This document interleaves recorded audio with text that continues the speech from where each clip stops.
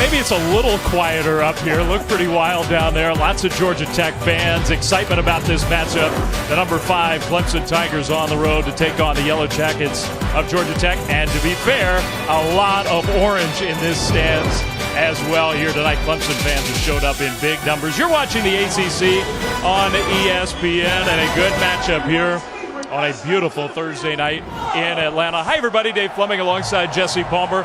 We do expect a good one, even though Clemson comes in as the 5th-ranked team in the country. They're undefeated, top 5 team. That doesn't necessarily mean everything has just gone great this year. And I think a little pressure has built on their offense in general and their quarterback in particular. Yeah, I think that's really been a big storyline in college football early this year around the country. What's wrong with the Clemson offense? They put up 40 points against Alabama in last year's national championship game. Their numbers as an offense are down right now. The numbers of Deshaun Watson are down as well. So, of course, everyone wants to point the finger at the quarterback. But when I've watched Deshaun Watson through these first 3 games, I think he's fine. He's played one bad quarter of football in the 3rd quarter against Troy. Looked like he was pressing a little bit, looking for the big play, missed some open receivers, turned the ball over. Aside from that, I think he's played really well. This offense has way bigger issues, though, surrounding Deshaun Watson right now. Their offensive line is not run blocking anywhere near good enough. They're not physical enough. They don't have the balance they want on offense. And there have been way too many drops at wide receiver and tight end. Deshaun Watson's numbers should look way better than they are. But you kind of got the feeling, talking to Dabo Swinney and the coaching staff this week, they feel like the offense is getting ready to turn the page. We're going to find out a lot about this Clemson offense and where they're at tonight. So I think this is a good challenge playing the Yellow Jackets here on the road. Yeah, I do too. It's a big game for Clemson to get things right and to get out of here with a win. They've lost 5 in a row here in Atlanta against Georgia Tech, and they need a good performance from number 4. Their quarterback, Deshaun Watson, getting ready to go. We've got kickoff from Atlanta coming up in just a couple minutes. First, though, let's take a piece inside Nissan's Heisman House. Welcome to the Nissan pregame rush. Nissan, premier partner of the Heisman Trophy. Well, Clemson's got their own Heisman candidate, Deshaun Watson. All of the Clemson Tigers, this is a tradition under their head coach, Dabo Swinney. They've done it every game. The chip in the all-in bucket as they take the field home and away. And at Georgia Tech, they've got their own pregame tradition as the Yellow Jackets took the field. The Ramblin' Wreck leads the way on this Thursday night in Atlanta.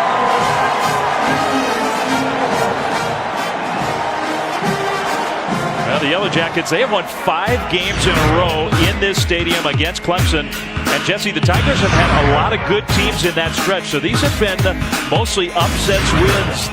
This has not been a fun place for Clemson to visit. No, I think the biggest issue really for anybody that plays Georgia Tech defensively is trying to stop this option attack on offense. It's such a foreign scheme in today's era of college football. It's very hard to do it on a short week. This defense tonight for Clemson has their work cut out for them, but they all understand how hard it's been to win here, and that's why Dabo Swinney had his defense practicing against the option back in spring football during fall camp. He understands how big of a game this is tonight. Well, this has been the Nissan pregame rush, and now we get ready for kickoff. Georgia Tech won the toss, and they have deferred, so Clemson's going to get the ball first, and it'll be at least a few minutes before they have to defend that triple option. Dabo Swinney has done such a great job with this program, but after coming up just short last year, major expectations with that guy back here for 2016, and so far it just hasn't been quite as easy as everybody expected. And so a big test tonight here against a team that's had their number in a place that has not been friendly to them. Harrison Butker kicks it deep, and very deep through the end zone for a touchback. So Deshaun Watson and Clemson will take the field. I think Deshaun Watson is the total package of quarterback. He's a very accurate passer at all 3 levels of the field, where I think he's very special as a deep ball thrower. And he's missed a couple deep balls early this year. Can do better in that tonight. And he's like having an extra running back in the backfield. Tremendous quicks. He's got speed. Ran for over 1,000 yards a year ago. He's going to need to use those legs tonight. And it's a big game for him for lots of reasons. This is his home state. We're only about 30 miles from where he grew up, went to high school. He's got friends, he's got family, he's got high school teammates here to watch him. Last time he was on this field, the last Clemson regular season loss, and the game in which he tore his knee up. A handoff on first down and a nice gain for that beleaguered Clemson ground attack. This is a really big deal for this Clemson offense. This O-line has to fire off. They've got to be physical and establish the run game. That's probably been, to me, the most disappointing part of this offense this year early. They've got Wayne Gallman back, who had a tremendous year last year. Watson pressure, throws the screen to the tight end, and stumbling his way toward that first down mark, but stopped short Jordan Leggett. Nice tackle by the nickelback Lawrence Austin. Another opportunity right here in a 3rd and short scenario to find out for Dabo Swinney about this offensive line. They're lining up in an empty look. Got a back beside him now. Wayne Gallman. This should be a downhill look, an opportunity to run. 3rd down. Watson throws. It's caught for a first down, and that's their big play receiver. They got a few of them, but big number 7, Mike Williams, with the first down catch. Certainly, I think that Georgia Tech secondary is aware of the creatures lurking on the outside. You got big Mike Williams, is one of the best deep threats in college football, and you see the respect that Steph Durham at corner is giving him on 3rd and short, giving him that much cushion. They do go quick tempo. Another carry for Gallman without a lot of running room. He got a hard hit right at the line of scrimmage, maybe gained a yard. Yeah, it was Lawrence Austin at safety coming in and getting a big stick. Here you go, Clemson trying to get outside, but a nice job setting the edge was Keyshawn Freeman at defensive end, which forced Gallman to go back inside. 2nd and 9, just underway. First possession of the game, and an option look, but a pitch on an end around, and that's Ray McLeod, who's got great speed and some power too into Georgia Tech territory. He's a dynamic playmaker, and they want to get him the ball in space. You're going to see jet sweeps. He'll line up at running back, and here you go with a little flip reverse from Deshaun Watson. Fast flow by Georgia Tech defensively. Not enough white jerseys there to make the stop before the first down. McLeod has taken a big step forward this year, and they do want to get him the ball. Gallman again in the backfield.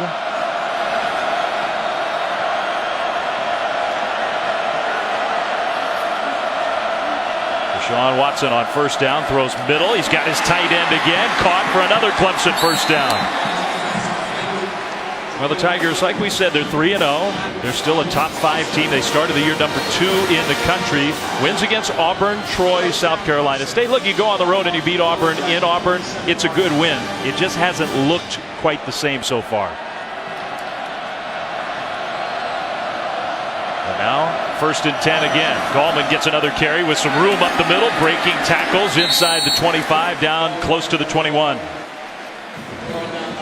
Well, and I think in fairness, Auburn's a better defense than I think a lot of people thought they were going to be. So they put up 19 points early. Everybody thought the sky was falling. That wasn't as bad. Troy with 13 points heading into the 4th quarter, I think was alarming to everybody. But they picked it back up against South Carolina State, against inferior competition. I think that's why right now, a good-looking early drive here. This offense looks like they're playing with confidence.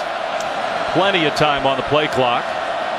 McLeod will come in motion. They're going to pitch it to him again, this time running left with a first down and more. Inside the 10, pushed out of bounds inside the 5. It'll be 1st and goal. And they got a great kick-out block by Wayne Gallman out of the backfield on the safety, A.J. Gray. You see number 9 coming into your screen. There's the block. That allows Ray McLeod to turn it up. Now, this is an area of the field near the 5-yard line. You have to be aware of Deshaun Watson's running ability. 1st and goal. Clemson on the move.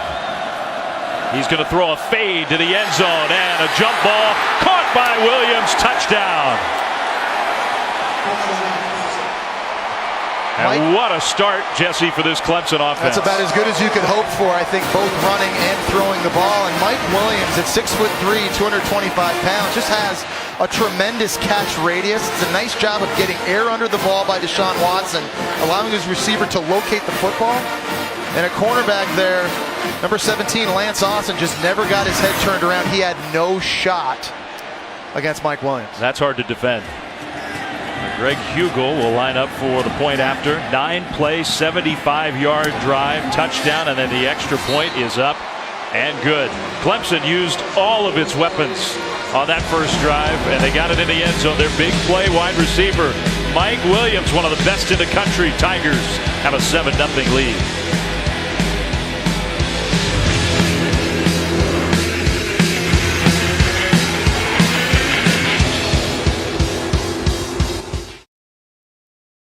Dave Fleming, Jesse Palmer, Laura Rutledge on this beautiful Atlanta Thursday night, and a beautiful start for the Clemson Tigers. 7-0, go straight down the field, get the ball first into the end zone. That connection to Deshaun Watson to Mike Williams.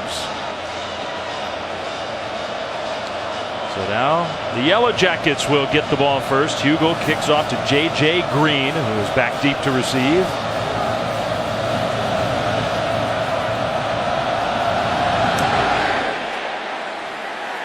That one is well through the end zone for a touchback. So Georgia Tech will take over and have the ball for the first time with their senior quarterback Justin Thomas leading the way. And I really think he's the perfect fit for Paul Johnson's spread option attack. He's an outstanding athlete. He's very quick. He's a very good runner. He's actually leading them in rushing right now, but he's got a lot of experience. You mentioned it. This is his 30th consecutive start.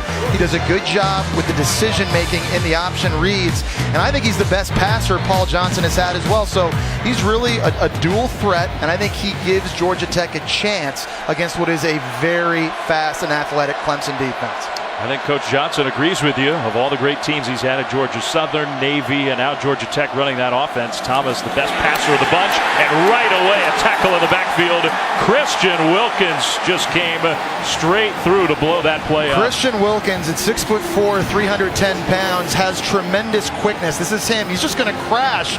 Taking the dive, Justin Thomas doesn't hand it off, so he says, you know what then, if you're not going to give it, I'm just going to tackle you.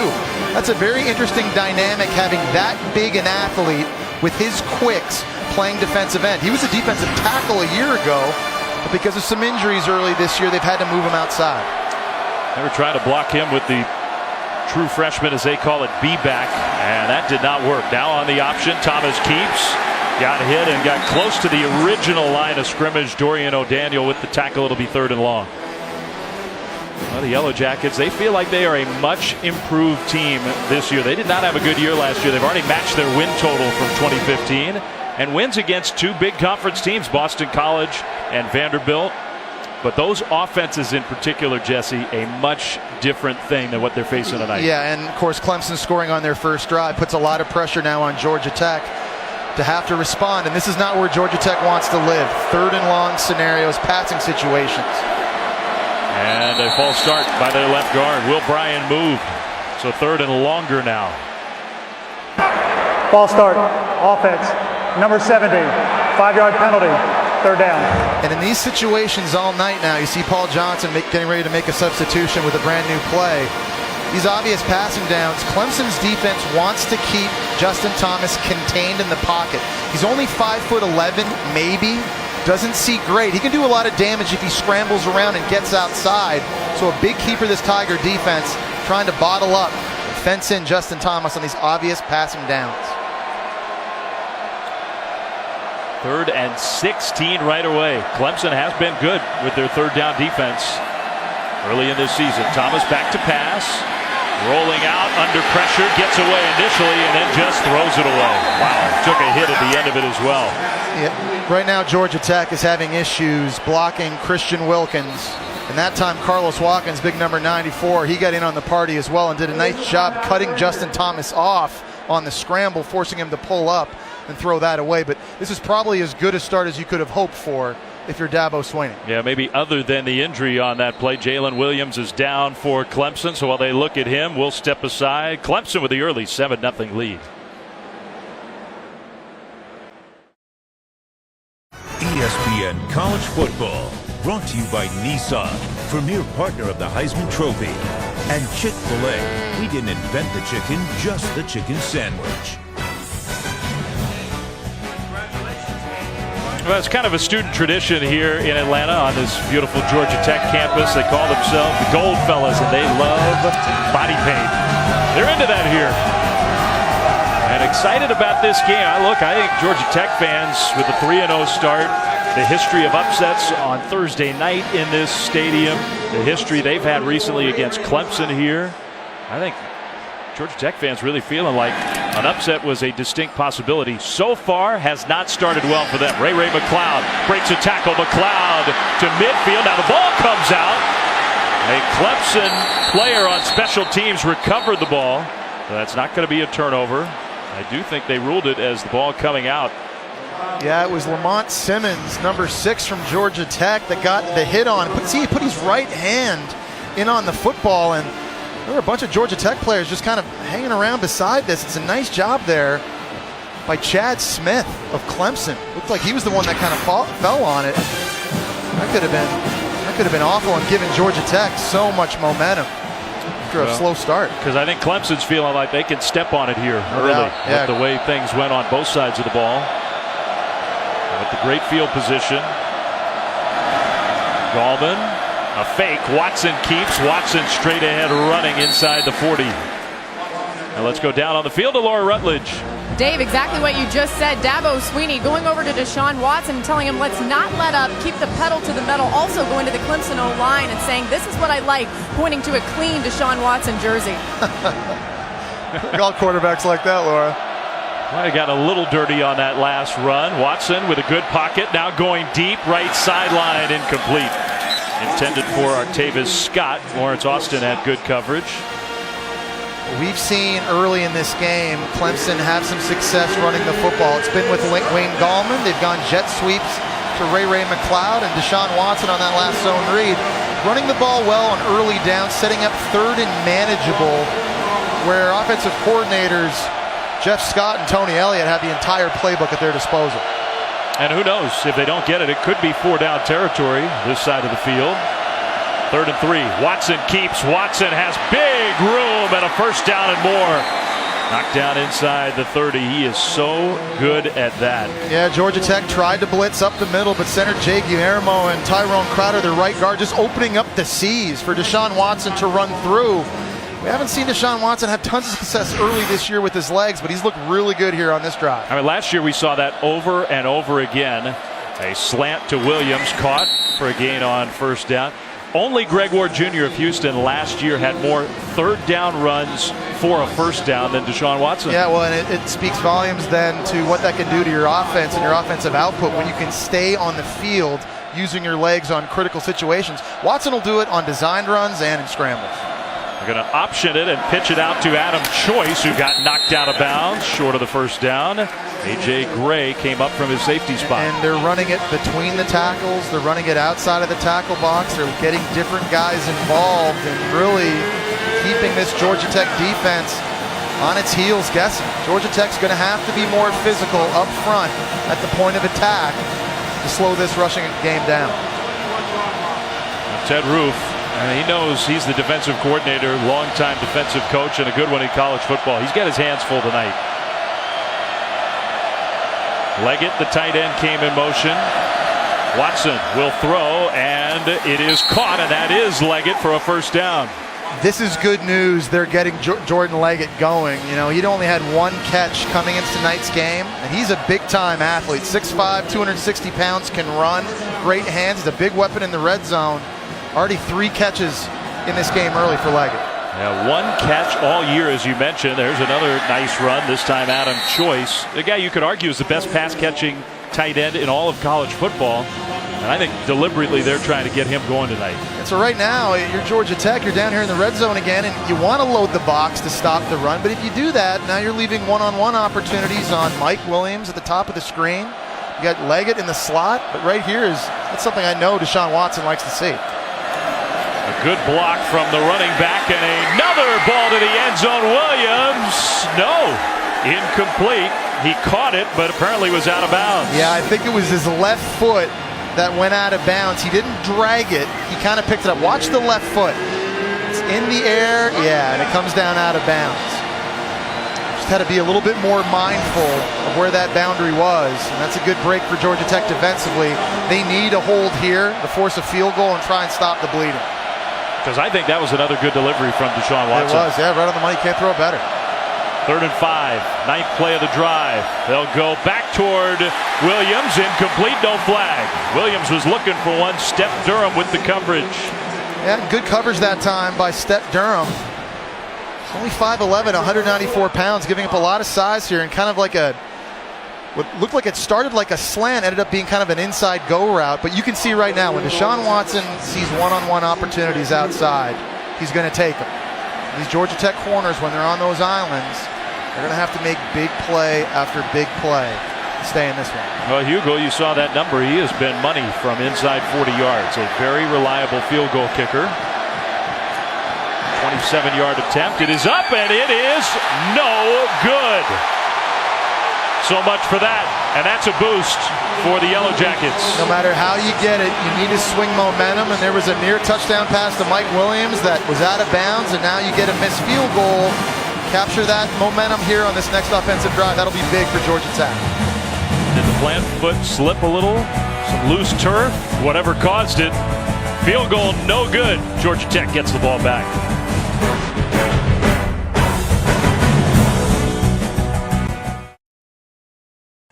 All right, what a great day of college football Saturday on ABC. First from Ann Arbor, number 4 Michigan hosts Penn State in a Big Ten matchup. And then out of the Pac-12, UCLA at the Rose Bowl against number 7 Stanford. That at 8 Eastern, both games on ABC. Also streaming live on the ESPN app. Watch ESPN. Georgia Tech got a break, a missed short field goal. Now they're going to throw on first down the field, incomplete.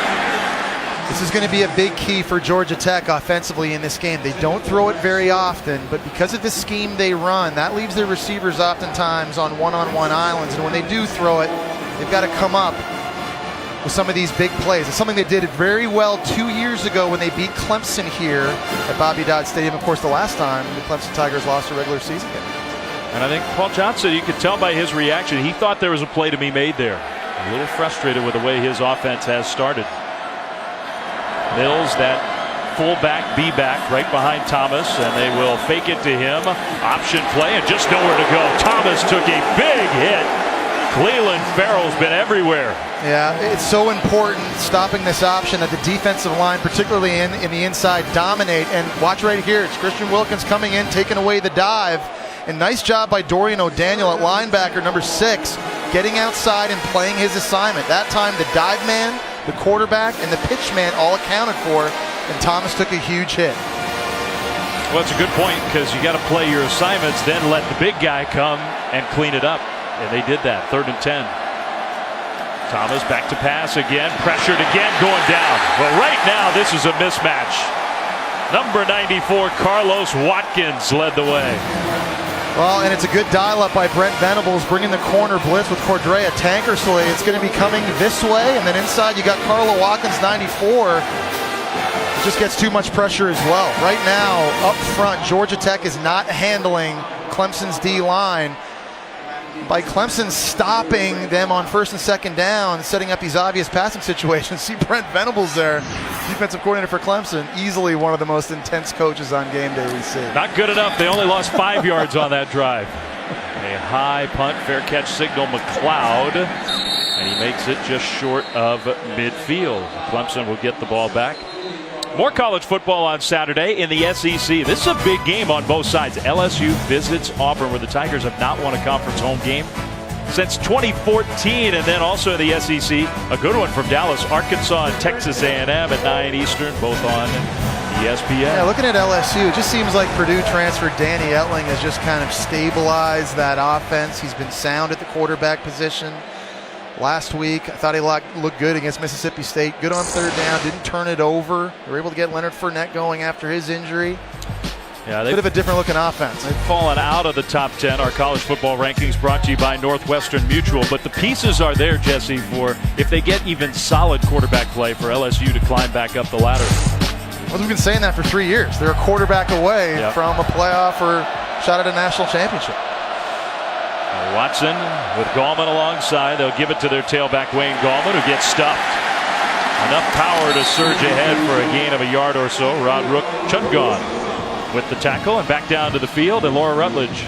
Dave, Georgia Tech defensive coordinator Ted Roop telling his defense, we have to stay committed to where we line up. Once they line up, he wants them to stay where they are and play hard. He said we can't be in between alignments. Just one of several keys playing this ultra-talented Clemson offense. 2nd and long with a little pass rush and a hit as he threw. Is that complete? It is. Caught by Cornell Powell, the true freshman, for a 1st down. Yeah, a lot of these young true freshmen are getting an opportunity to play because of the injury to their receiver, Hunter Renfro, who broke a bone in his hand. It's a nice job getting down to the ground and securing a tough ball. Good catch, 1st and 10, back into Georgia Tech territory. Hand off Gallman, trying to pick his way forward. And Georgia Tech, at least on the run side of things, has looked like on defense they are starting to settle in. And they're going to have to do that. Again, they cannot afford to put a safety in the box and allow Deshaun Watson to start picking them apart, throwing to the outside. So the emphasis has to be on these guys up front. Low pad level, disengage from blocks, and make plays.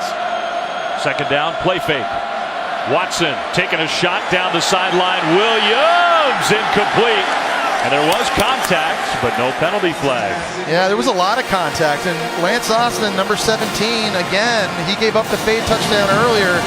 He didn't do a good job getting his head turned around. And oftentimes referees are looking for this. You see, there's a grab on the right arm there. And what I thought was a push early, really, when you watch it in slow-mo, it really wasn't. I think that's a good no call by the referees there. I'm with you. Not a lot of experience for Georgia Tech in the secondary. 3rd and 9.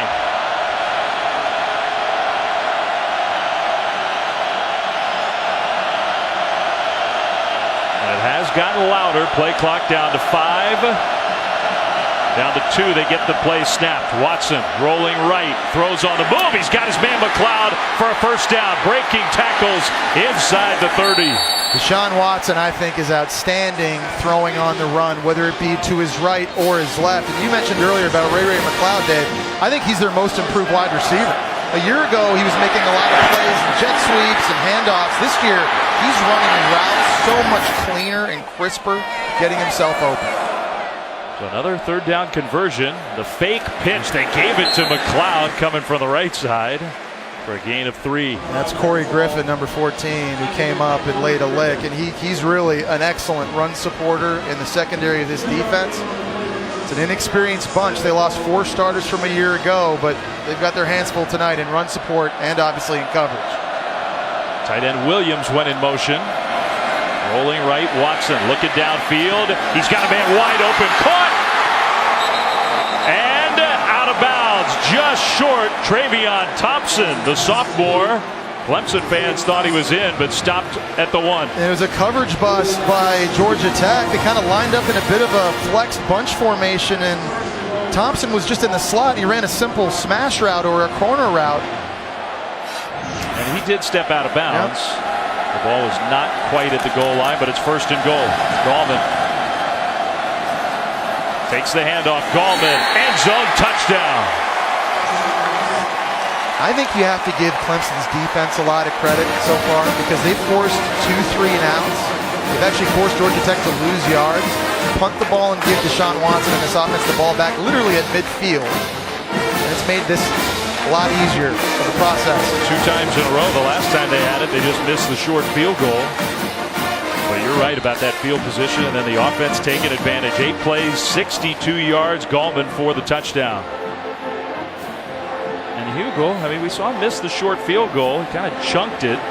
He has had a problem with PATs. This one is perfect. No problem there. And Paul Johnson knows he's got his hands full tonight.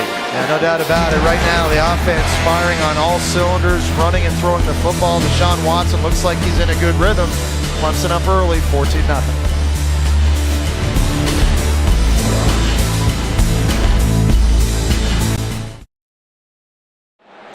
Well, we were kind of wondering, would tonight be the night when Clemson looks like Clemson? So far, we have our answer. Yeah, this looks like what we saw last year, certainly late last year. And Deshaun Watson's had time. I really think the biggest improvement has been the offensive line early. They've been giving him time throwing the ball. They've looked good firing off the ball, opening up holes for Wayne Gallman and these other runners. It's been impressive so far. Georgia Tech will get the ball for the 3rd time now. A low kickoff, and it goes out of bounds. So that's a mistake that will help the Yellow Jackets. They need all the help they can get because the Clemson defense so far, Jesse's been overwhelming. Yeah, they've been playing good assignment football, but really up front I think is where they've been most disruptive. And Christian Wilkins, Carlos Watkins, those guys are having their ways, but you're seeing the speed of Clemson's defense running sideline to sideline. They've been able to force 3rd and long situations, and that's when this front, they can pin their ears back, get into the backfield. It's been about as good as a start as you could hope for, and Paul Johnson, the play caller for Georgia Tech's offense, he's going to have to make some adjustments. Well, last year, and Coach Johnson told us he thought it was the worst performance he could remember of any of his teams last year against Clemson. They could not move the ball. He was confident that things would be different tonight, but they've run 6 plays. Only one of them has even gained any positive yardage, and they have a total of -8 yards of offense here in the first quarter. And obviously, that needs to improve. Marcus Marshall gets the carry straight ahead. And there's a positive gain, only 3 yards, but it's something. Well, the issue with stopping the option is that it's such a foreign scheme today in the modern landscape of college football, where decades and decades ago it was more the norm.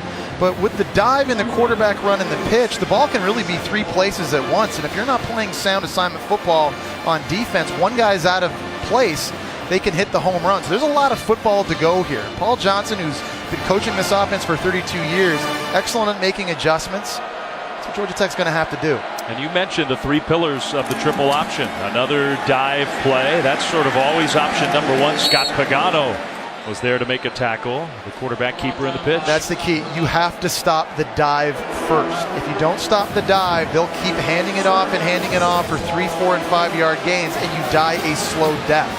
This is a scheme, obviously, that has worked extremely well for Paul Johnson. As you see, he lead the FBS in rushing yards since 2008. Here we go, Dave. Another 3rd and long situation for the Yellow Jackets. Part of the game plan for Georgia Tech is to stay on the field, tire out those big guys up front. And they just have not been able to do that here in this first quarter. Thomas back to pass. This time he does have time. He throws and incomplete. Knocked away. Here comes a penalty flag, though, behind the play. Van Smith, the safety, intended for Quay Searcy. Yeah, it looked like Van Smith just got there a split second too early. Pass interference. Defense. Number 23. 15-yard penalty. First down. I think that's the right call. I mean, Justin Thomas had Searcy wide open on the corner route. He kind of didn't lead him enough to the outside, which forced Searcy to slow down. And Smith just ran into him a split second early, got a hand on it, but there was body contact before. Oh, that was real close to being a great play, a perfect play. No doubt. He was not happy that the flag came in. 15-yard penalty. That's the first down of the game for Tech. Marshall, once again, that fullback, they're going to pitch it left side, and looked like there was a hole. It closed up quickly. Dorian O'Daniel, number 6 right now, is doing a phenomenal job out on the perimeter, be it containing quarterbacks or containing the pitch man. And it's so critical with all the different cut blocks that Georgia Tech likes to do. You got to be able to stay on your feet. You got to be able to disengage from receivers that are trying to crack back you. It's just a nightmare. But here tonight early, he's showing you his athleticism. Well, I wouldn't go with the Krispy Kreme call on this defensive play personally. But it's tasty. It's something tasty. 2nd and 8. Under center. Hand off. No, a pitch play. Left side and well defended again. This time Van Smith with a clean tackle and hit. I take it back. The donut defense worked. Yeah, you know that, dude. I mean, there's few things in life that are a sure thing. Krispy Kremes deliver every time. You dial that up as much as you want. We got another 3rd and long scenario now. Yeah, you got to think another big play needed here by this Georgia Tech offense. Stay alive. So the first quarter comes to an end at Clemson. It could hardly have gone better for the number 5 ranked Tigers and the Georgia native Deshaun Watson. He and Clemson take a 14-0 lead into quarter number 2.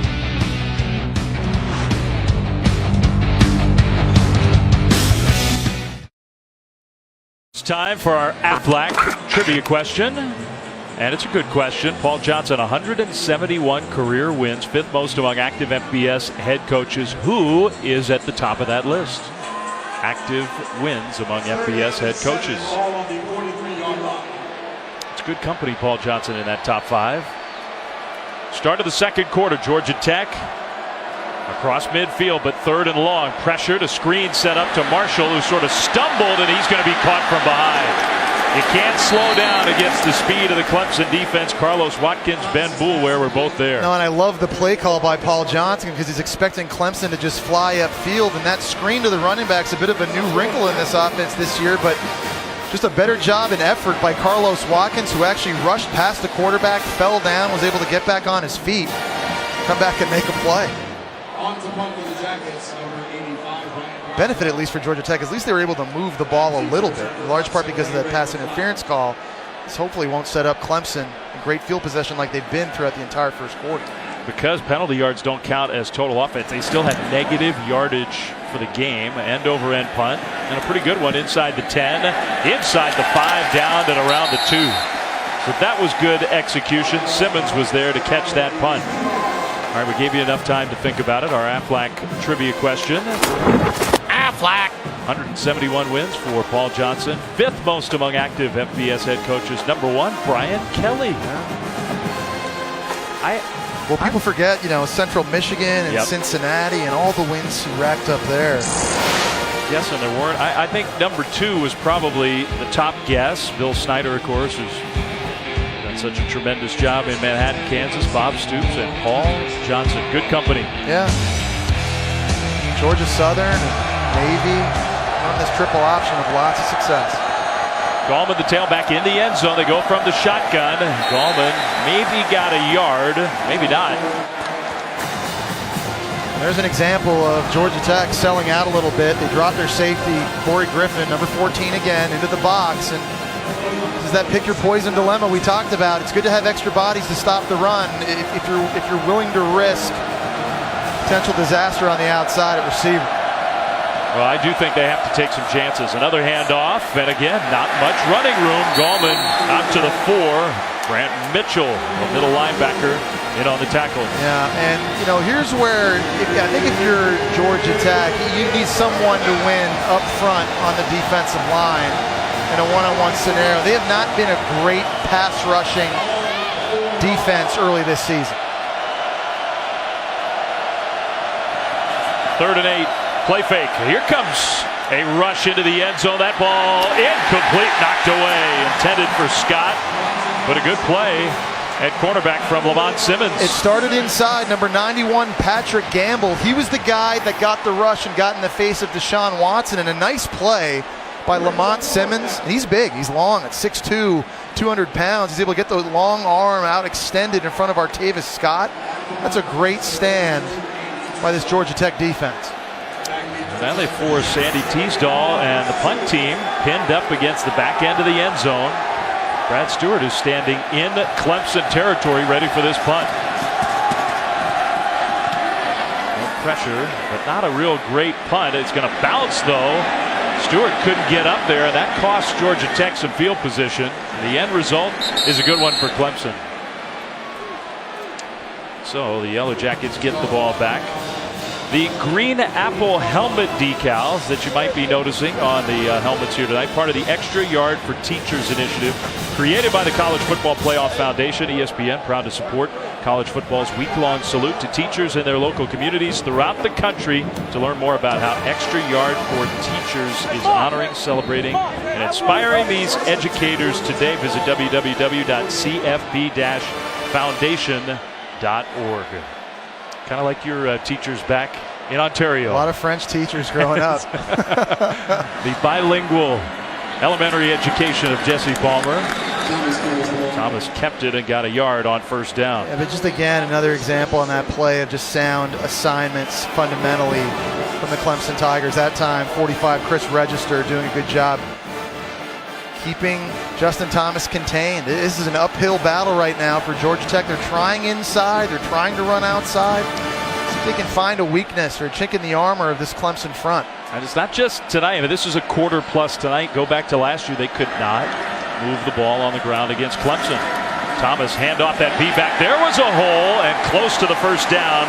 Dedrick Mills. Yeah, and a little bit different look up front. That time they pulled big number 70, Will Bryan, right here around this way to try to get a little bit of a lead and a little bit of a kick-out block on number 6, Dorian O'Daniel, who's really been everywhere. There's a little crease finally we've seen in this running game. This is a scenario 3rd and 1. Georgia Tech, if they don't get it here, they're going to go for it. They're going for it. Yeah. Paul Johnson loves to go for it on 4th down. Mills, the fullback. They hand it to Mills, trying to push his way forward, and they did get it.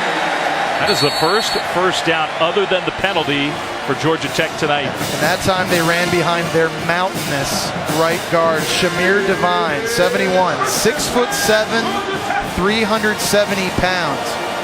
These defensive tackles for Clemson, they've been disruptive tonight, but you feel like if Georgia Tech's going to have any success running the ball, they're going to need this guy to get some push. This is him right here. He just looks different than everybody else up there. 370. First down at the Clemson 40. Thomas, the fake, the pitch, and the defense right there. The hit in the backfield on Quay Searcy. Well, and if you're going to stop these outside pitch plays, your pitch defender, that time Ryan Carter, 31, you've got to be aggressive. You're going to see a lead block to the right side. Number 31, the corner, coming out of your screen. Let's go ahead and run the play. Number 3 tries to get outside the A-back. It's Isaiah Willis. He's not able to get the block. You're going to have to execute better than that. If you don't make that block in this offense, you don't beat Clemson. You got to get that block on. They lost 4 yards. Back to pass, pressured immediately, dumps it down, and they lost yardage there. Going backwards, Clinton Lynch, who's been a big player for them, but he had nowhere to go. Yeah, I mean, Justin Thomas right now has no time when he's dropping back behind center, and he's got no time when they're trying to move the pocket and change the launch point. Seems like Brent Venables has been one step ahead, dialing up blitzes at the opportune moments, and there's just free rushers coming at the quarterback. Well, you saw Paul Johnson send in J.J. Green. That's how they get the play calls in here at Georgia Tech. He is his own offensive coordinator. 3rd and 17. Not a lot of plays in this offense for 3rd and 17. We're going to get down to the 30. Thomas throws. That will be incomplete. Hit the turf. Yeah, and those were the types of plays that Georgia Tech came up with 2 years ago when they won this game. That time, great coverage by Tankersley on the outside. Secondary forcing small windows, and that's very, very good field position wasted by Georgia Tech's offense. They got 1 first down and then started going backwards again. The Jackets, Ryan Rodwell, and deep return for Clemson, Ray McLeod. Ray McLeod is at the 10. Ryan Rodwell did a great job last punt, this part of the field. This time, maybe not quite as perfect. Still, though, just inside the 10. That's where Clemson will have the ball. We've been talking a lot about Deshaun Watson of the offense, but the Clemson defense has been tremendous against the triple option. Everywhere, no running room, 14-0.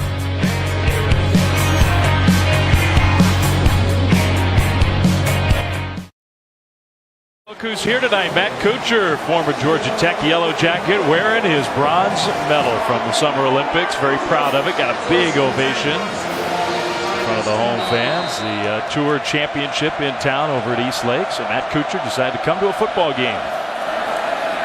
Deshaun Watson and Clemson, their offense back on the field. 2nd down and short. You think Kuchar ever takes the medal off? Does he wear it around the house? The hardware? I don't know. I mean, that's kind of one of those that's hard to get. It's hard to get. I mean, you can win tournaments every year being on tour. It's just, the Olympic thing is only once every 4 years. Golf had been in the Olympics for, what, 100 years or maybe more. And Matt Kuchar got himself a medal. McLeod drops it. And Georgia Tech playing the ball like it might have been a backwards pass, but I think it was clearly forward. That should be an incompletion. Yeah, the officials haven't said that yet, though. Well, Deshaun Watson threw this from about his own 13-yard line, and Ray McLeod dropped it at about the 15. So I think it's pretty clear that it was a forward pass.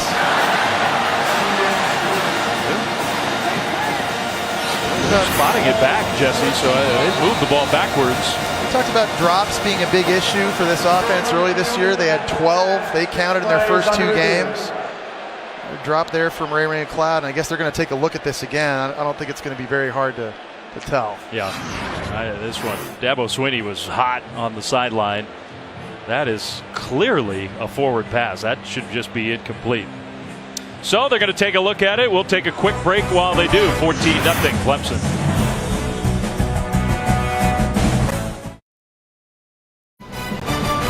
ESPN College Football Brought to you by Buffalo Wild Wings, beer, sports, and Chevrolet. More 2016 J.D. Power Dependability Awards than any other brand. Look how we got to the stadium here tonight. I will note we made Laura hang on from the outside. That probably wasn't all that polite. She had the best seat. I mean, that's like riding in a Great Gatsby. A lot of airflow. Not a lot of leg room back there, though. A rambling wreck. Now 3rd and short, and Watson on an option-style play will get the first down. They did overturn the call on the field. We thought it was pretty obvious, but hey, take a look. Get it right. They did. It was a forward pass, not a fumble, a backwards pass. So made it 3rd and short. That was a big difference as Watson gets the first down. And we're seeing again Deshaun Watson more involved running the football early in this game than we've seen this year. Swing pass. McLeod hangs on to this one. A nice cut upfield. Breaks a tackle. McLeod close to the first down. And in this offense, they love these run pass option plays where they have a running play called. It's going right here. But then if Deshaun Watson sees a look outside that he likes, he can spit the football out to his wide receiver where he feels he has a numbers advantage. Just a way to kind of stay ahead of the defense. And Deshaun Watson makes good decisions. Yeah, it's a good point. And it's really an extension of their run game, just like that play is. Deion Kane with his first catch for a first down. You've got a quarterback that's very, very smart in Deshaun Watson. And he's obviously a film junkie. He spends a lot of time throughout the week. I think that preparation shows up on game day. It's not just reading coverages, but it's in the zone read game, and it's in the run pass options and understanding when to keep the football, when to give it. Gets this offense in and out of the right plays more often than not. It's impressive to watch. From Gainesville, Georgia, just up the road from here in Atlanta. Big gain up the middle, Adam Choice. First down and more outside the 45 to the 48-yard line for 16. And there's an example of a good decision on the zone read. They're going to have Antonio Simmons, number 93. He's reading him outside. If he just slows down, and that's the signal to give it off to Adam Choice. Look at the yardage difference between these two teams. Clemson has just dominated so far. Their lead is only 2 touchdowns, though. So they haven't quite put the game away. Watson keeps to midfield and avoids the hit by going out of bounds. Yeah, really, they haven't been stopped yet. This offense from Clemson, and I think the good news is there's a lot of balance throwing and running it. Ted Roof, the D coordinator for Georgia Tech's got his hands full. There's another thing to consider, too. Clemson's already run 36 plays in this game because Georgia Tech's offense hasn't been able to stay on the field. See Clemson here with the late substitution. Their starting center, Jay Guillermo, has come out of the game. He is running it a little more. We know that's a huge weapon. We saw it in the college football playoff last year. A little screenplay set up. Choice was a powerful runner into Georgia Tech territory. Well, tomorrow night on ESPN, you get a chance to see SMU and their head coach, Chad Morris. He was the offensive coordinator here, and it was fun to talk to him last year about the effort he put in. He identified Deshaun Watson when he was a freshman in high school and said, that's the kid we need to lead us to the next level. He spent 4 years 4 years recruiting Deshaun Watson and got him. And look, Clemson had a great program. Deshaun Watson has changed the program.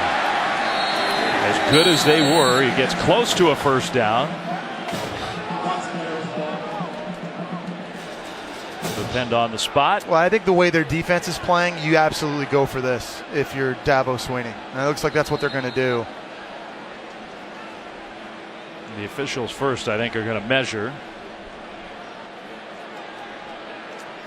I mean, they've had good. I mean, Taj Boyd was a great college quarterback, led Clemson to a lot of wins.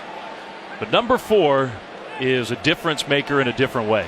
Yeah, I think there are probably a lot of coaches recruiting him that felt the same way with his skill set and what he's been able to do. And I think he showed us flashes of that his freshman year when he played sparingly and then got injured. It looks like Deshaun Watson got enough on that last short yardage run. That's the 3rd time already in this game he's converted on 3rd down on the run game. He has already climbed up the record books. He's got all kinds of schools, single season records, single game records, career-wise in Clemson history. And he'll be moving up those charts as high as he already is. First down, Clemson. Gallman back in as the tailback. That pass is caught. Quick tackle, but a nice positive gain on first down. It's another run pass option. That was supposed to be a run inside, but these Georgia Tech DBs are giving so much respect to Mike Williams that they're just playing so far off that it's kind of become pitch and catch right now between Watson and big number 7.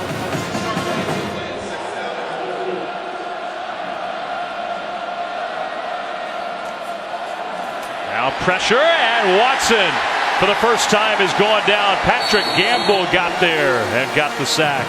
And remember, Clemson has their backup center, Justin Falcinelli, in the game right now. And on this play, he gets confused. Patrick Gamble lined up right over top of him right here. He doesn't even try to block him. Looked like he maybe slid the wrong way, and that was just an easy path to the quarterback, which disrupted the timing. 3rd down and 9. Tech almost jumped. Already the 12th play of this drive. Little cat and mouse game. Deshaun Watson wanted to audible because there was an all-out blitz look. He kind of slowed down, and now Georgia Tech has gotten out of the blitz look. And the play clock's working down. Nice job by Georgia Tech changing up the look after Deshaun Watson was taking his time. Clemson takes the timeout to avoid the penalty. 3rd down coming up when we come back. Partner of the college football playoff. Be on the lookout for Taco Bell student sections and passionate fans like those. Yeah, here in Atlanta all season long. 3rd and 9. And those Tech fans trying to help their defense get off the field. Gallman picks up the blitz. Watson goes deep, and it is incomplete. There was more contact there. Clemson wants the flag. It never came. Intended for Scott. Yeah, definitely some hand fighting. Lawrence Austin, number 20 at safety. There's some kind of checking. I mean, Scott grabbed it. Yeah, he the defender's face mask kind of pulled him down. You got to give Georgia Tech's DBs credit because they've been competing. I mean, you know, Mike Williams caught that fade early. They had another close touchdown pass on a barely missed fade, but they have been in those press scenarios. They're running step for step with these guys competing. It has been physical. I think you're right. But I think the refs need to be, though, consistent, and I think they've done that so far.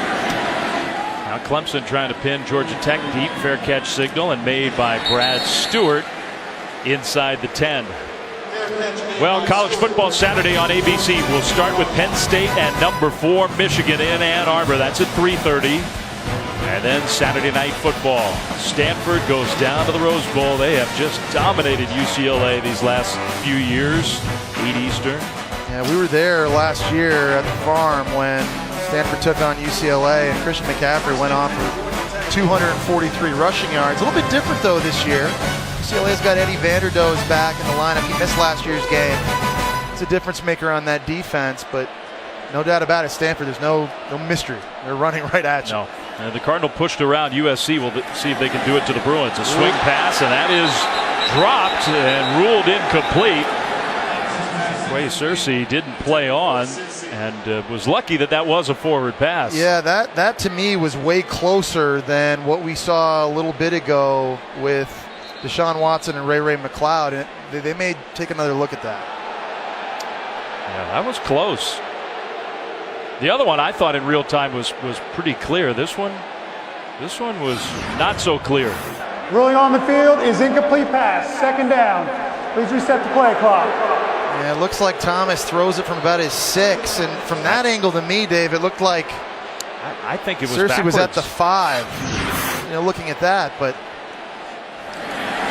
they get the play off, and Mills with a forward gain. That's why you can't blow the play dead, though. Yeah, because even if they'd given Clemson possession, you have to give them the ball wherever the guy scooped it up. You know, that's why I think you just let the play live, and then you can go back and correct yourself after using replay if you were wrong. Yeah, we didn't have the perfect look straight down the line, but I'm with you. I think Georgia Tech got a huge break there. Here we are again, Dave. Another 3rd and long scenario. Georgia Tech's only shot throwing it right here is you got to move Justin Thomas outside. That's been hard to do. Back to pass, pressured, throwing, incomplete. Nobody there. You know, pressure affects every quarterback. Brent Venables fired up by the effort his defense is giving right now, and Justin Thomas is kind of, he just kind of looked like he threw that one away, even though it looked like he may have had a back shoulder opportunity, and that's bad news right there for Georgia Tech. That's that big right guard, Shamir Devine, we talked about. They need him because he's their best chance of getting any movement against Clemson's D tackles in this game. Looking at that right ankle or foot. So while they do that, we'll step aside. 4th and 6 for Tech, trailing 14-0.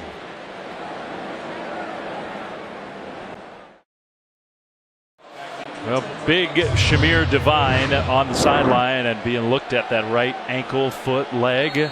Had to limp off the field. 4th down, deep in their own territory. Georgia Tech's going to punt the ball back to Clemson, trailing 14-0 with just under 4 minutes to go in the first half. Pressure on that punt. McLeod comes up, takes it to midfield. What a good move. They only got 5 yards, but great field position for Clemson. And we'll check into the studio with Adnan Berg. All right, Dave, thank you very much. I want to hear more Jesse Palmer's thoughts on The Great Gatsby. I love Daisy Buchanan. Coming up in the Land Rover halftime report, though, a historic halftime pick'em. All the biggest names as Danny Cannell and Joey Galloway go head-to-head. Florida, Tennessee. Danny tells you why finally Tennessee ends the skid. Also Stanford, UCLA. Dave, I know you're all over the Cardinal. Back to you. All over the Cardinal. We're trying to extend that. They won 8 games in a row against UCLA, I think. And Adnan, I want you to know I make my old fashions the way they do in that movie when they use the ice chipper on the ice block. That's old school. Got to muddle some fruit. So you're going with the movie. Here's a nice catch by McLeod in traffic inside the 25. And we talked about his improvement as a wide receiver. You didn't see a lot of this a year ago, but what an impact he's had on this team early, not just on offense, but in the return game as well. Nice job climbing the ladder, just plucking that football out of the air. That was 24 yards. Clemson first down, not quite inside what we call the red zone, but definitely in scoring position. And the total yards, the first down numbers all look so lopsided. Clemson trying to make the score look a little more lopsided. Watson, a little shoulder fake. Now he's throwing toward the end zone again, incomplete. Led McLeod maybe just a little too far. Yeah, and that's a miss by Deshaun Watson. You're right. He had Ray McLeod open. That was a double move. It was a slant and go. And I think you can just see the confidence that co-offensive coordinators Jeff Scott and Tony Elliott have in number 34 this year. Hunter Renfrow, again, out with that injury. It's giving him an opportunity to see the field more often. You know, guys like Mike Williams and Deion Kane and a lot of good receivers, that says a lot about how they feel about McLeod. Watson goes short left to Williams with a blocker in front. Slips one tackle out of bounds. And I think just short of the first down.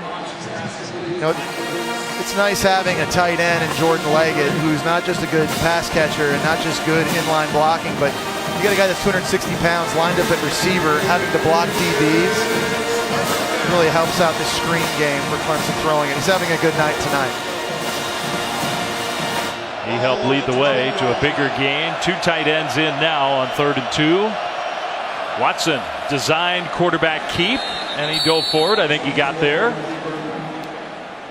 Another first down run for Deshaun Watson. And this is good news, obviously, for the Tigers. Remember, they had the ball first in this game, so an opportunity to tack on points here before going into the half. Try and seize as much momentum as they can. And it's not very loud tonight here at Bobby Dodd Stadium. Yeah. Do you agree? I think the game has dictated that. Now a flag is thrown and Clemson moved. Ball start. Offense. Number 63. 5-yard penalty. First down. All right, let's go down to the field. And Laura. Dave, you mentioned the production of Jordan Leggett so far in this game. Deshaun Watson on the sideline has been telling him throughout the game, hey man, I'm going to keep going to you. We need to get more comfortable in game. Well, he's too big of a weapon. He's too good of a player to not touch the football. And again, there's only one football. When you got guys like Mike Williams and Deion Kane and Wayne Gallman, and Ray McLeod, Artavis Scott, you know, you got to share it. But 16 needs his touches too.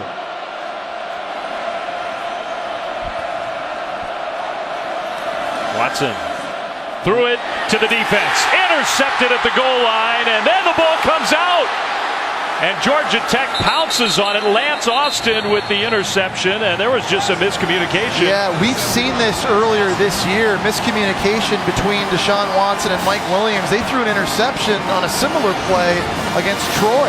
It's going back right after the interception. Mike Williams trying to make a tackle, and it was 14 Corey Griffin who actually knocked the ball out of Lance Austin's hands. But look right here, number 7 up top. He's running an out route. Deshaun Watson's throwing a curl. All right, let's hear from the officials. On the field is the pass was intercepted, returned into the field of play, fumbled back into the end zone, recovered by the defensive team, safety. Wow. And I thought so. I thought it was a possibility, and I think that's the right call. What a huge break for Clemson. Yeah, we got 2 points out of it. Yeah, not how Georgia Tech designed this. This looks like it's going to be a turnover, an opportunity maybe to make Mike Williams miss. But the fumble, that's a good call. Out in the field of play, back into the end zone. Georgia Tech recovers. Paul Johnson can't believe it. It's been that kind of night. You make a good play, make an interception, and it costs you points. And they have to give it back to Clemson. So the safety, you put 2 points on the board and get the free kick. Now, back to Watson. Yeah, and Clemson with their offense, the tempo they can go, and their ability to hit explosive plays. 2 minutes for them with 2 timeouts in their back pocket. That's an eternity.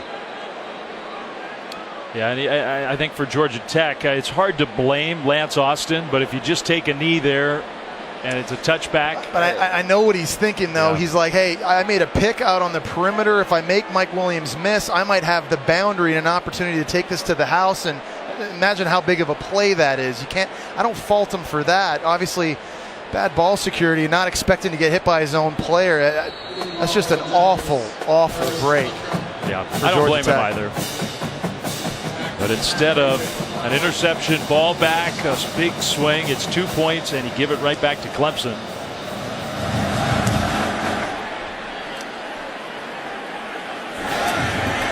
So that free kick, pretty deep, taken by Scott, and he'll bring it out close to the 30-yard line. Well, look, Jesse, we don't want to get too far ahead of ourselves because we still have some time to go in this game at Georgia Tech. I mean, we've seen their offense before, not built for comeback. But Louisville is looming for Clemson, and we all knew if they took care of business here tonight, that sets up what should be a monster matchup in Death Valley a week from Saturday. And a great quarterback matchup, too. And I think at the start of this year, we would have been talking a lot more about Deshaun Watson, but after the way Lamar Jackson's played early this season, to me, he's been the best player in college football. He's just playing at a different athletic ability than everybody else. So Clemson gets the ball back. That's a rare incompletion. They haven't had many of those. Ray McLeod couldn't quite catch it. And again, look, there's still a long way to go in this one, but that has a chance to be one of the biggest games in college football all year. We figure Louisville, they go on the road, but to Marshall, a team that's really struggled on defense, we figure Louisville will take care of business. Watson keeps it, kind of picking his way forward. Not a lot of running room out to the 33 to set up third down. Yeah, nice job by P.J. Davis that time, linebacker, fighting off a block from the running back, disengaging and making a tackle now. Georgia Tech needs a stop. They have to stop the bleeding here. You know, one thing Georgia Tech needs to do is they need to steal a possession. They had a turnover on that last drive. It ended up being a debacle. They're going to have to be more opportunistic here as this game goes on. Clemson 7 of 10 on third downs. And they're letting the clock move, not in a real hurry.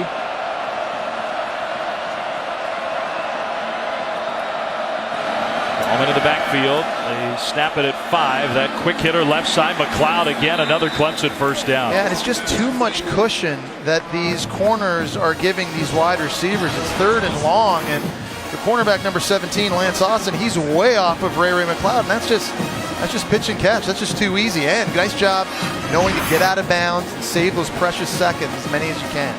Tech only has 2 first downs in the first half. McLeod and Clemson, they have 16 first downs. They have twice as many first downs as Georgia Tech has yards. Gallman's screen play set up nicely, using his blockers nicely into Georgia Tech territory. That's one of the things right there I really like about Deshaun Watson is he knows the type of throw on every given play. If he's got a receiver wide open like he did 2 plays ago with Ray McCloud, where you're throwing to a running back like right there, you take a little something Holding. off it. Offense, number 17, 10-yard penalty. Replay, first down. So there was a penalty against Clemson. Cornell Powell, the true freshman wide receiver, is way up here, working one-on-one, trying to get outside of Wayne Gallman. Generally, when receivers look behind them to find out where the ball is, they lose sight of where that defender is. That's generally when you sometimes see these holding penalties. This will be the 51st offensive play for Clemson in the first half. That's 1st and 12. From the spot of the foul, they move it back 10 yards. Still with 2 timeouts, plenty of time to get into scoring position. Watson downfield, caught, and there is that true freshman Powell making up for the penalty perhaps. Another Clemson first down, and he gets out of bounds. It's a pick your poison dilemma. You want to stay off because you want to leave. You want to keep the ball in front of you and not give up the explosive play. But when you do that, it's just too easy of a job for Deshaun Watson. These receivers are too open. You come up and press, now you're worried about the deep ball going over your head. Clock stopped at 45 seconds. It rolls on the snap. Now over the middle. Nice catch. Mike Williams breaks a tackle inside the 20. Still on his feet to the 15 and down to the 13-yard line. Yeah, well, there was a ball that Deshaun Watson had a lot of heat on. When you're throwing those in routes into zone coverage, you've got to put it on the receiver, and that ball had some velocity, and a nice job by Mike Williams showing off the catch radius and those long arms. And Nick Saban in Alabama watching this game said, all right, we've seen that throw before. No doubt. First down, swing play, Gallman right side. Gallman lowers those shoulders inside the 5. Now they have the 2 timeouts, and they'll use one of them here. Yeah, we talked about how quick this offense can scoot down the field, and you're seeing it here on this drive using all the different playmakers, and nice job by the offensive line here getting out in front. Jake Frumorgan at right tackle helping spring a block. With all those timeouts in the back pocket, it's just so much time for this offense to operate. I mean, they can eat up yards in a hurry. Well, you already mentioned they have more first downs than yards. They have more first downs nearly than Georgia Tech plays from scrimmage. And so that speaks volumes about how well their offense is playing and volumes of Brent Venables and that Clemson defense and how lights out they've been as well. 18 seconds to go until halftime. Tonight after our game, join Stan and Neil, Sports Center at night. Full breakdown of this game, the NFL game, Texans and Patriots, all the NFL news, baseball highlights, everything else at Sports Center at night after college football, after us, right here on ESPN. Because Clemson still has 1 timeout in their back pocket, they can actually afford to run the ball here if they so choose to, burn that, and then take shots into the end zone. First and goal, inside the 5. Watson, some pressure tried to come, but it was picked up, and the pass is incomplete. On the hands of Deion Kane. That had a chance to be a touchdown. This has been Deion Kane's problem this year. He's had critical drops and some that should have been touchdowns. This is a perfect throw from Watson away from the defender. Deion Kane, I think, is too talented of a receiver to let that go through his hands. You need to have better focus.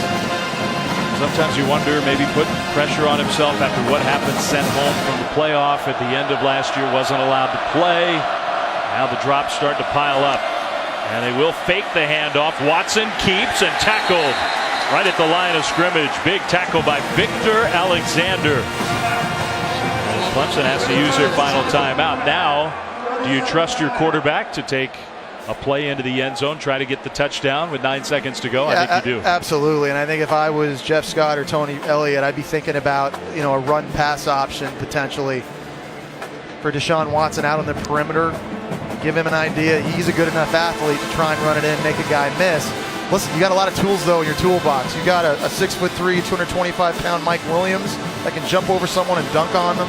You got Jordan Leggett at tight end at 6'5", 260 that you can flex outside. They throw him fade routes down here as well. I think if you're Ted Roof right now, you're not really sure what Clemson's going to come at you with, and that's the issue. But when you're this close down by your end, generally you've got to play tight man-to-man coverage.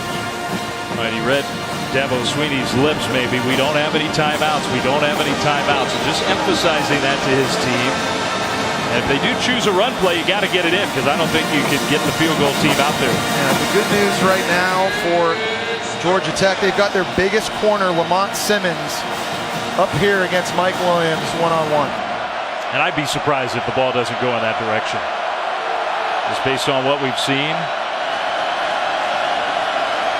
Watson. And there was a flag. Somebody moved. That's the right tackle. I think it was Jake Fruh-Morgan. Down here in that. False start. Offense. Number 63. 5-yard penalty. Third down. I was just saying a second ago, it didn't really seem like it was loud in here. That student section down here in the end zone for Georgia Tech, they really kind of picked it up. Made it louder. Yeah, that happens, by the way, with Dabo Swinney. Doesn't matter if you're a starter. You make mistakes like that, you come out of the game temporarily. He pulled him out of the game. So the backup tackle, the true freshman, Sean Pollard, came in. 3rd and goal. With more space now, Georgia Tech can play a zone coverage now. Don't have to play man-to-man. Make this more difficult on Deshaun Watson. Watson looking end zone. Throws. He's got a man. His tight end caught. Jordan Leggett for the Clemson touchdown. And that's Jordan Leggett, a tight end, playing wide receiver and showing off his skill sets. Just too big of a body. Deion Kane runs the hitch underneath. It attracts 2 defenders. 6'5", 260. Not a lot of guys. That reminds me of Jeremy Shockey, who I played with the New York Giants. Big, physical people that can move with that sort of agility. There'll be a lot of NFL teams interested in having that next year. He kind of looks like that body type. So how about that? 10 plays in under 2 minutes with only 4 seconds left on the clock after the interception. Georgia Tech had the interception in the end zone, but bring it out, fumble it back in. It's a safety. You got to give the ball back. Would have been 14-0 with the ball. Instead, the extra point to make it 23-0.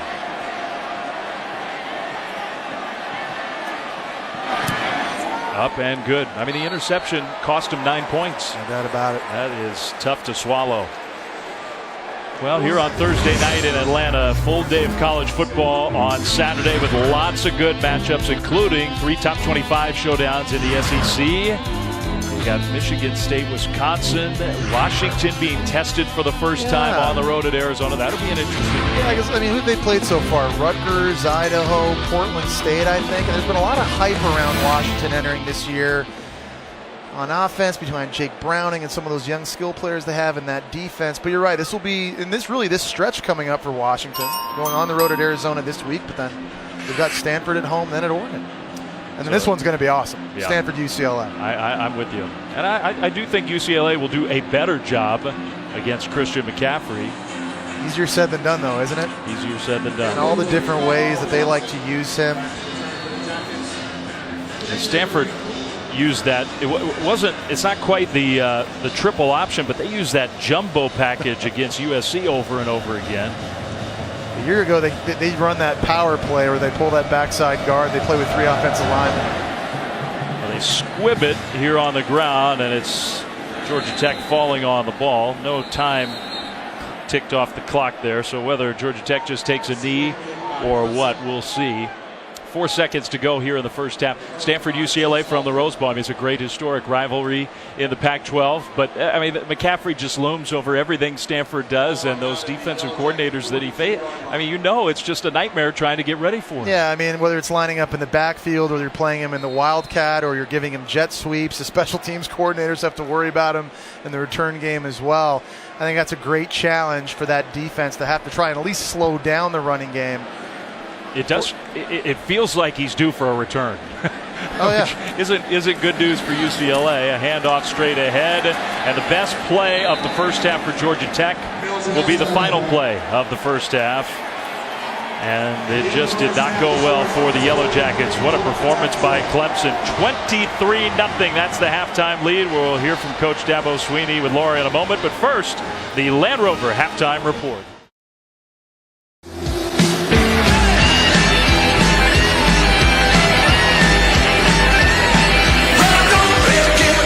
You're watching the ACC on ESPN from Atlanta. Georgia Tech hosting the 5th-ranked Tigers of Clemson. I think it's safe to say it was all Clemson in the first half. Deshaun Watson and company with a 23-0 halftime lead. Dave Fleming, Jesse Palmer back here With you, and look, big picture-wise, Jesse, the question looming over this game as we got started was, what was wrong with the Clemson offense? Why wasn't it the offense we saw at the end of last season?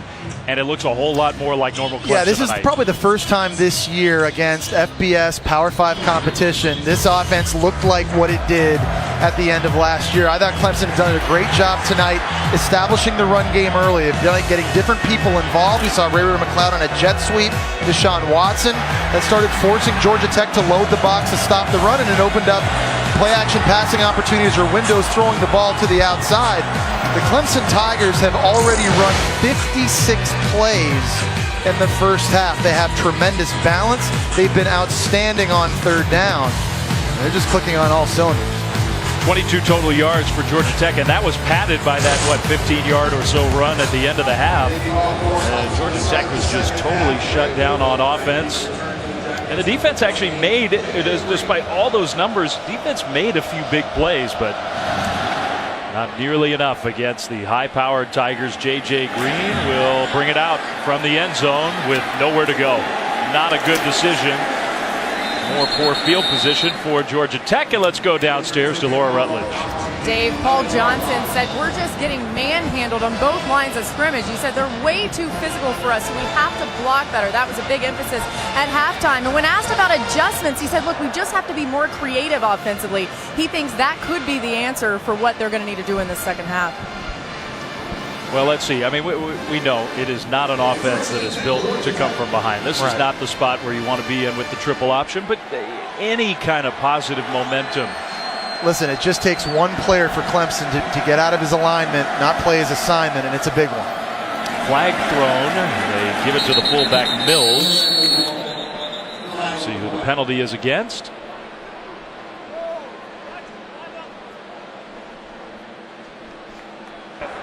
Offside. Defense. Number 42. Line up in the neutral zone. 5-yard penalty. First down. So they'll take the penalty instead of the play. The 1st and 5. Devine back in for Georgia Tech, averaging almost 260 yards rushing per game tonight. 25. Yeah, you just don't see this kind of defensive effort very often against this style of offense. You have to give Clemson's D-line a ton of credit. 1st and 5, Thomas under center. Again, the handoff to the fullback. Mills gets close.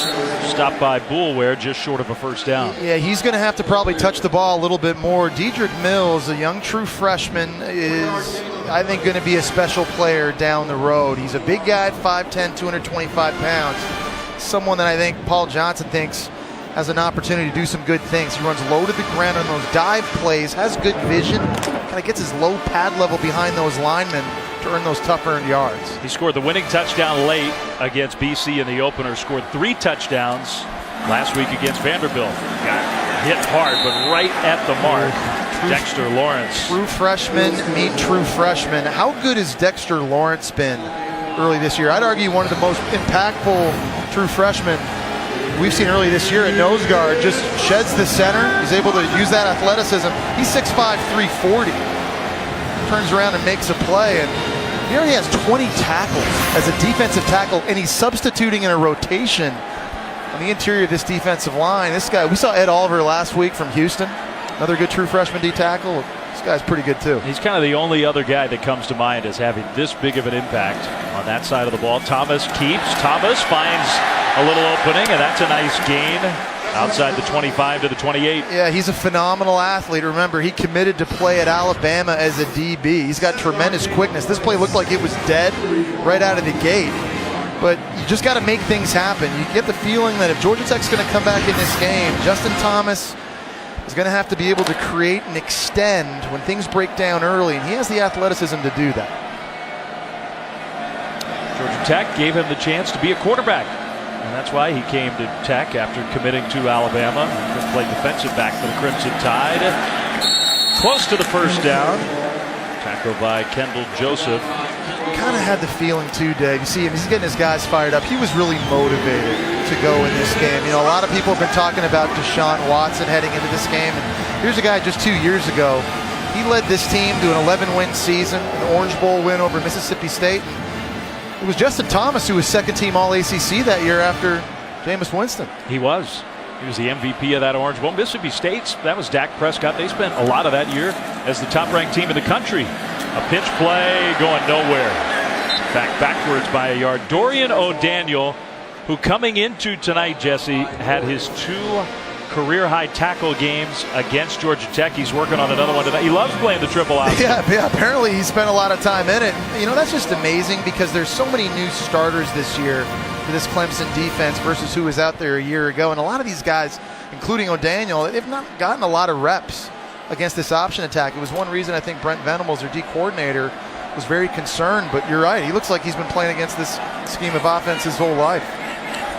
2nd and 11. They pitch it out to Mills. Hit that hole very quickly. Flag thrown out into the open. Mills trying to cut it back inside the 30. And we'll see if it's all coming back.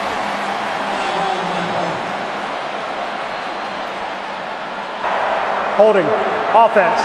Number 71. 10-yard penalty. 2nd down.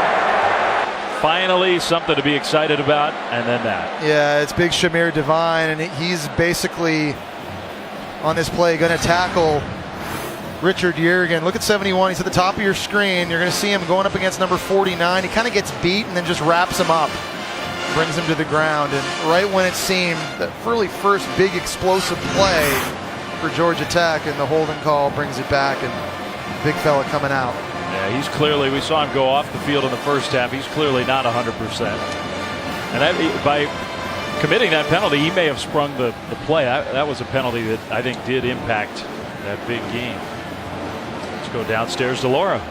Shamir Devine obviously playing through injury, guys. It's the right ankle, and they tried to ice it during halftime. They've taped it up and wrapped it, but he's struggling down here in a lot of pain. So the huge gain negated. 2nd and 19, and they'll pitch it out with room out in front. Cut back across the 30, so they get the penalty yardage back. Clinton Lynch. Yeah, that time they get a good block on the perimeter. It was J.J. Green, number 28, that was able to kick out a defender. Watch right here, 28. He's going to kind of go outside wide, and he's got to take on that defender and kind of push him out. And the defender kind of gave himself up. There's explosive plays to be had in this offense. There's long runs. There's a lot of football left in this game. Don't go to sleep on the Yellow Jackets just yet. 3rd and 8. Thomas, little fake, and here comes the pressure. Goes down immediately. It's number 6 again. What a night for Dorian O'Daniel. Georgia Tech tried to get their fullback or B-back Dedrick Mills in pass protection against O'Daniel, and it was a no matchup right here trying to block this. There's just too much speed and athleticism off the outside. He was late getting there, didn't locate him early enough.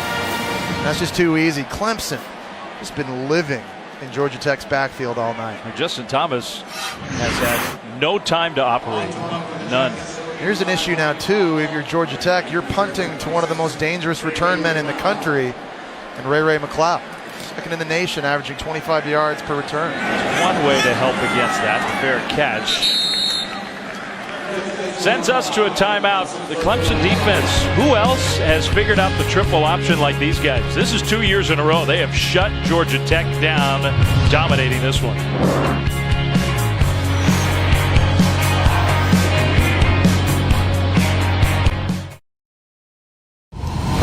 AT&T brings us tonight's Inside Access. We took a look early before the game started. The all-in bucket, a tradition started by Dabo Swinney, and they've done it home and away every game since Coach Swinney became the head coach. And there are very few higher energy head coaches in college football than this guy. And his quarterback is listening very attentively. He's looking at the sky cam. Giving his boys a shout out. I guess when you play like this, you can look up at the camera. First down pass play. Artavis Scott with a nice gain. Yeah, pedal to the metal right now for Dabo Swinney in this offense. Deshaun Watson's got his guys really quickly lined right back up on the line of scrimmage, trying to pick up where they left off, keep that tempo going. Right, Gallman gets the carry, nowhere to go. And he stopped well short of the first down. He's a guy that gets better as the game goes on. The more carries you give him, he seems to get stronger running the football. And with this kind of lead here in the second half, it wouldn't shock me if Clemson starts turning to number 9 a little bit more often. Still pretty modest numbers overall for the year for the guy who set the all-time single-season rushing record in Clemson history last season. That one was not a great pass, incomplete. Looked like to me he threw it a little behind Artavis Scott. Yeah, he did. He had him on a slant route open, and I think the one criticism you'd say, I guess, with Deshaun Watson, and we've seen it a little bit this year, is just the consistent accuracy. I mean, he's got the ability to make the wow throws, but there's a lot of times where, you know, he's a good enough player. When it throws that open, he's got to put it on him. And we've even seen it tonight a couple times. Well, nice stop by the Georgia Tech defense, maybe with a little help. Teased all to Stewart, who's back around the 20.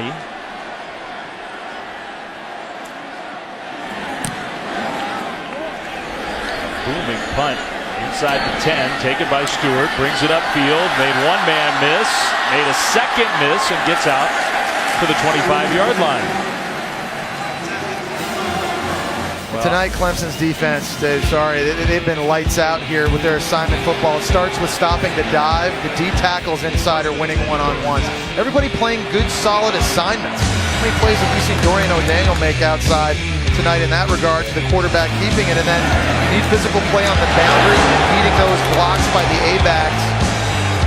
I mean, you could put this on a reel. If you're Brent Venables, you're right. The last 2 years, what they've been able to do against this option attack, you can send that out to high school coaches around the country, how to stop the option. There's some good looks. It is. There's no other team that in recent history has been able to do what they've done. Figure it out and stop it like they have. Thomas kept it and got swarmed. And maybe part of it is scheme, part of it the intensity of that guy. Yeah, you got to have some dudes also, but you got to give him a lot of credit, man, because listen, this was a short week. It's hard to get ready for this offense if you have a month for a bowl game. He did it in a short week. He's obviously coached up the assignments to a lot of guys that have never played against this offense. Remember, they had to replace 8 starters at the start of the year. It's amazing what he's been able to do. Year after year, he's replacing all these starters, and they still play excellent when they play against the Yellow Jackets. And he schemes the defense. Thomas goes down to the backfield, and that makes the coordinator happy. He also runs scout team quarterback. I mean, he literally is the quarterback when they scout against Georgia Tech. And I think it actually makes sense because he knows the scout team quarterback's not going to be able to read it the way he can. He's watched this offense so much more on film. He understands it. Plus, he's able to go at a really fast tempo and get everybody set up. When you're on a short week for this kind of game, that's a huge advantage. You need to get as many reps in as you can. Brent Venables, again, doing a fantastic job. 3rd and 12. I mean, they are replacing a lot of experience from last year on the defensive side. And the secondary up front. That was movement in the middle of the line. Scott Pagano, was he drawn? Offside. Defense. Number 56. 5-yard penalty. 3rd down. You see Brent Venables up there in that top right corner. He's got a get-back coach. You know, one of those guys that makes sure you're behind the sideline, because Brent Venables will get excited. He'll run 3, 4, 4 yards out there trying to get it communicated. See that guy behind him? Look at him. He's telling his assistant to get back. He's going to go get Venables here in a second. Get back, coach. There you go. Get back. There you go. No, get off me. I'm good. Totally necessary. Thomas looking to throw, pressured, and he just throws it away. Took another hit. Dorian O'Daniel with the pressure. He's just had nowhere to go with the football. I think that time you have to give Clemson secondary the credit because there was just no one open for Justin Thomas to find. It's hard for him at 5'11" to see the field from the pocket. But again, there's just 3 orange jerseys running right at him. And Justin Thomas is tough. He's taking a beating tonight. Dorian O'Daniel having a night. And you would understand if Justin Thomas started to get a little frustrated.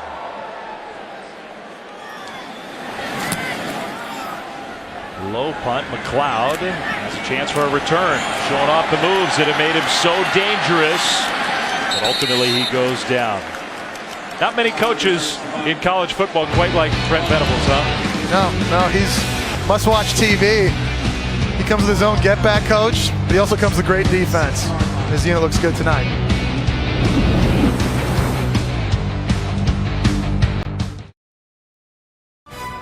ESPN College Football, brought to you by Dr. Pepper. It's a college football tradition. And the redesigned 2017 Kia Forte. Well, I don't have to tell Jesse, but at this great academic school over the engineering department, a lab, they recreate UV lights from the sun to study air pollution, smog, its effects on human health and the environment.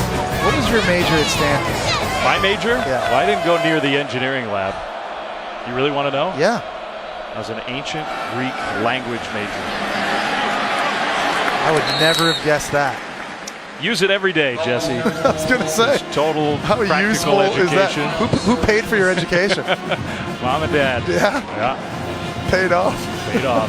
Yeah. I think you're doing okay now. I veered away from the academic course. Yeah. Watson, that sprint left, and you said it early in the game. He throws so accurately on the move to both sides. Yeah, he really does, and it gives, I think, defensive coordinators issues too, because a right-handed quarterback, more often than not, you want to force him to run to the left because generally your accuracy goes way down. That's not necessarily the case with number 4. Having a much more Deshaun Watson kind of night, stumbling ahead. Wayne Gallman gets a couple yards. The running game has been better. It's probably still not been exactly what Clemson needs it if they're going to get where they need to go. And probably it's not where it needs to be if they're going to have success running against Louisville. I know we talk a lot about Louisville and Lamar Jackson, and we'll talk about this more later, but Louisville's defense has been lights out as well. They stuffed Dalvin Cook. That crosser is caught, and Scott trying to bounce it to the outside, got pushed back. Now this will depend on where they spot it, and they're spotting him back short of the first down. I think he had it, and then Lawrence Austin pushed him backwards. Yeah, you always hear receiver coaches telling their guys, just get what you can get upfield, get north, and Artavis Scott's got a lot of wiggle, and he's made a lot of people miss in his career.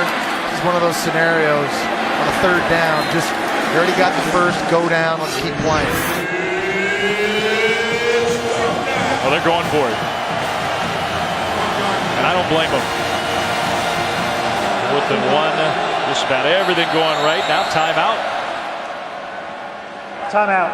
Clemson. So Their first Clemson timeout of the going half. for it on 4th down. When we come timeout. back to Atlanta, leading 23-0.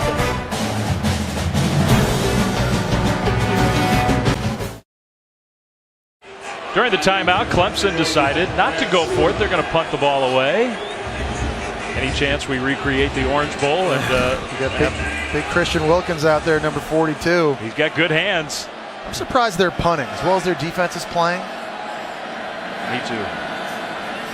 No fake. He's going to punt it end over end, and a fair catch at the 11, where Georgia Tech will have the ball. College football Saturday, and a big one for different reasons in the SEC. LSU at Auburn, that's at 6 Eastern right here on ESPN. And then Arkansas and Texas A&M.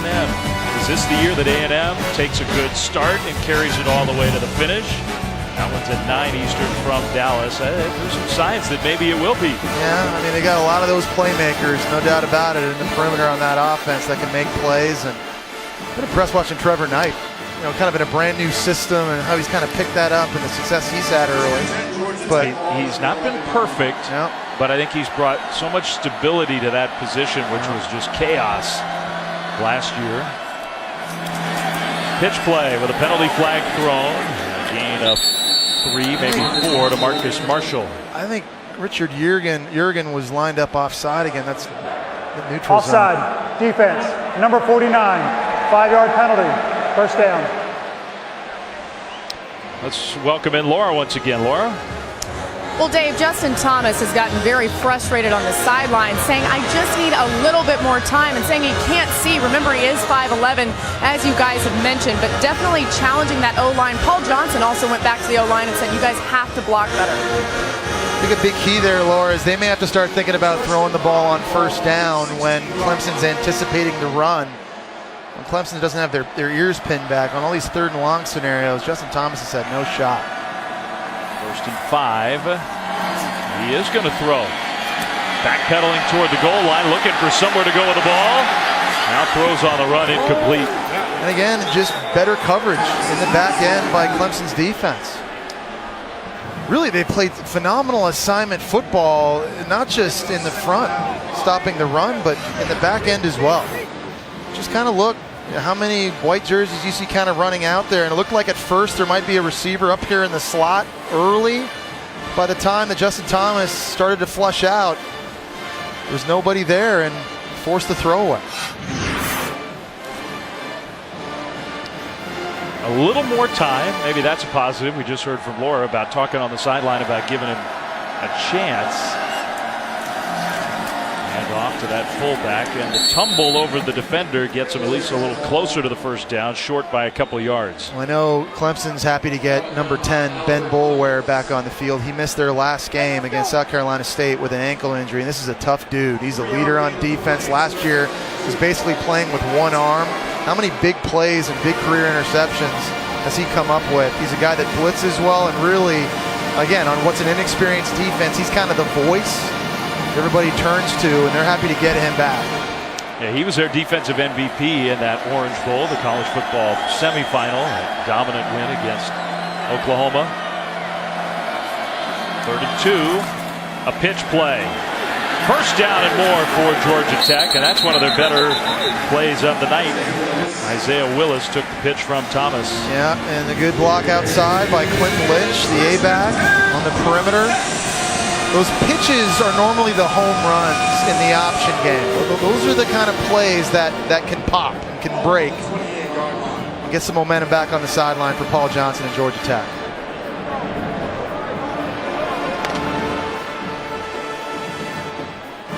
55 rushing yards, 52 total yards, with that negative pass yards in the game. We're nearing the end of the third quarter. That might have been a little bit of a missed assignment, but they get the positive yardage through the air anyway, complete to Ricky June. Paul Johnson, interesting thing about him, he doesn't have a play sheet. He's kind of old school. He rotates these guys in and out, tells them to play in their ear.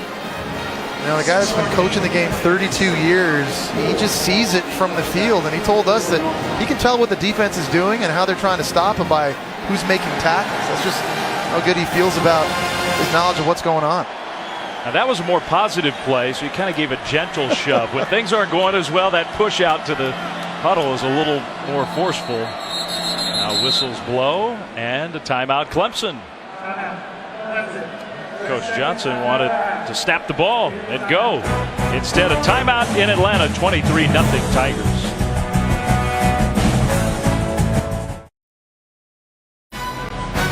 College football presented by Walmart. Penn State, Michigan, Saturday 3:30 Eastern from the Big House. Then Saturday night from the Rose Bowl, Stanford and UCLA, 8 Eastern on ABC. How much fun is Jabril Peppers to watch for Michigan? I mean, and what position is he playing? Linebacker, nickel, corner, safety, receiver, running back, punt returner, kick returner. He's returning kicks for touchdowns. He leads college football in tackles for loss. There's a nice gain out into the open field. Marcus Marshall near midfield, first down Georgia Tech. When they've run this play and they got Will Bryan, their left guard, pulling, they've had success now twice on this. Look at big number 70 getting out there. There's no one on the edge for Clemson to fill this, and that's probably been one of the adjustments that Paul Johnson's had most success with tonight. Well, they've been better, not great, but better since halftime. Nearing a minute to go in the third quarter. Thomas. Hand off, Marshall. And some positive yards, even if it's only 3 or 4 on first down. But it's the exact same play again, and that's one thing. It's replacing the inside dive play right now. They haven't had success on a standard triple option with the normal dive, so there's an adjustment by Paul Johnson. No play sheet. He's doing it from the field. He's just trying to find ways right now to generate 2 and 3, 4 yard gains on first down to get out of these third and long scenarios. Marshall, the fullback. A little misdirection there. The pitch for a gain out to the 46-yard line. Clinton Lynch close to the first down. Yeah, and so I think, we're at a point now where, again, you're in third and short scenario. Georgia Tech's going to go. And we've seen a couple wrinkles. That time a little bit of a counter option where it looked like it was starting one way, peeled back and tried to outflank Clemson the other way. Clemson's looked really good defensively early in this game up to this point, but they can't let up now. See if they get the play snapped before the end of the quarter. They do. That tough running straight ahead, close but short. Dexter Lawrence, the true freshman, makes the stop. And it'll be fourth down when we come back. I would imagine Tech's going to be going for it because they are playing from behind. On Thursday night in Atlanta, Clemson's defense has been awesome. 23-0 Tigers.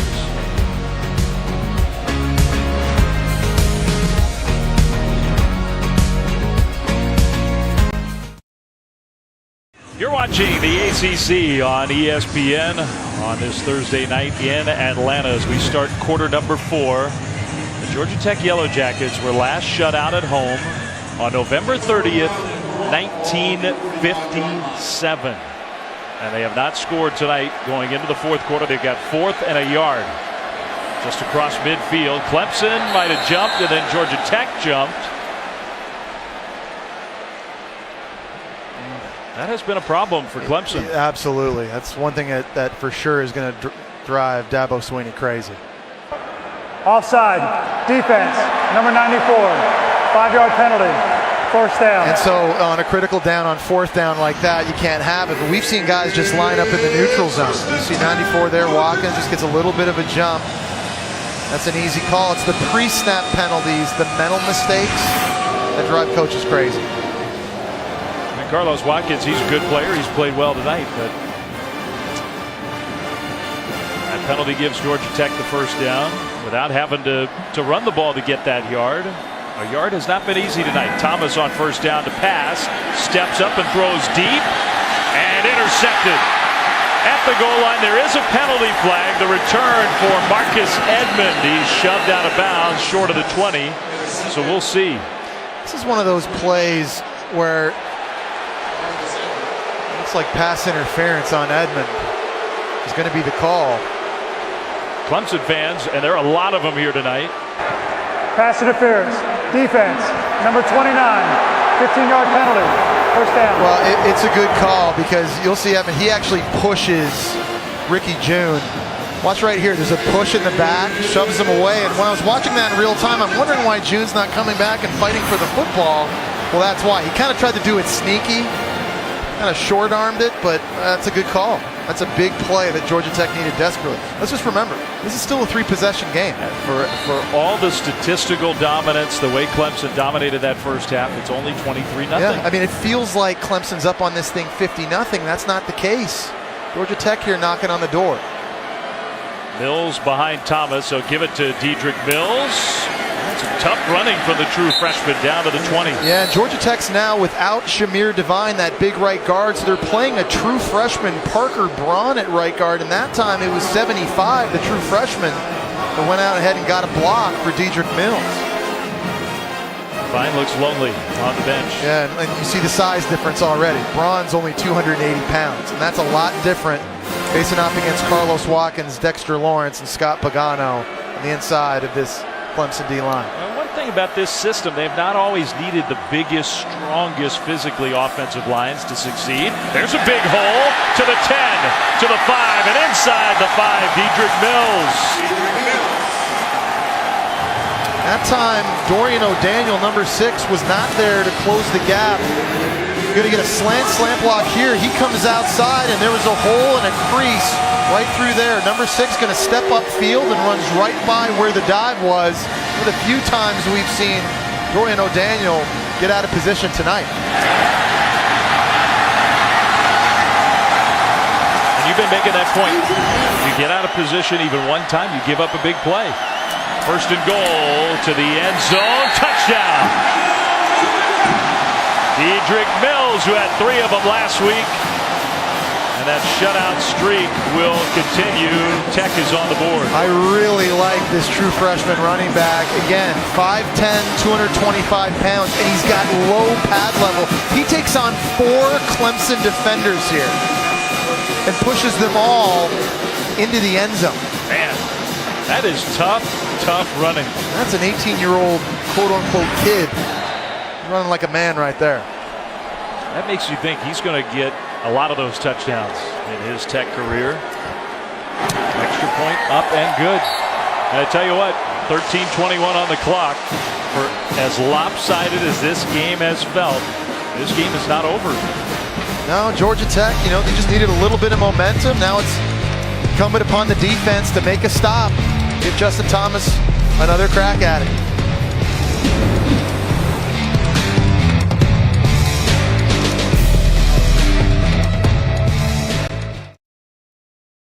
This college football season, stream every game live on the ESPN app and on Watch ESPN. Download the app or visit watchespn.com today. Every game. Including this one here from Atlanta, where Georgia Tech is trying to put some pressure on the Tigers. 23-7. Touchback. Clemson comes back on the field, and we'll go back to Laura.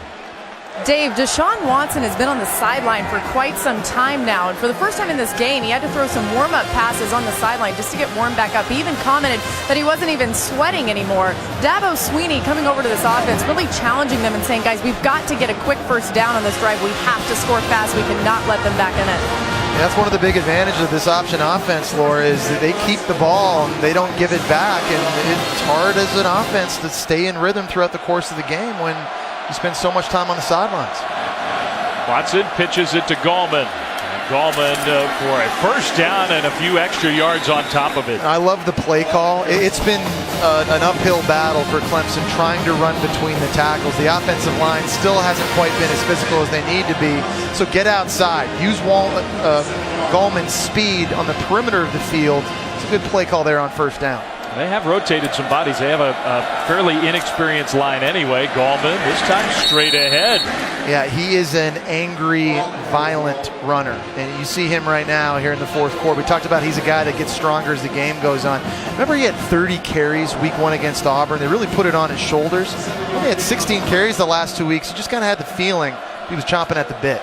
Play fake. Watson keeping it. Watson took a hit and got shoved out of bounds by A.J. Gray, a yard short of the first down. Yeah, well, the thing I like about Watson on these run-pass options is that he's decisive. If he doesn't see anything downfield, he's going for it. And that time there, he kind of dipped his shoulder into the defender a little bit, trying to dish out some punishment. So good on third down of the first half.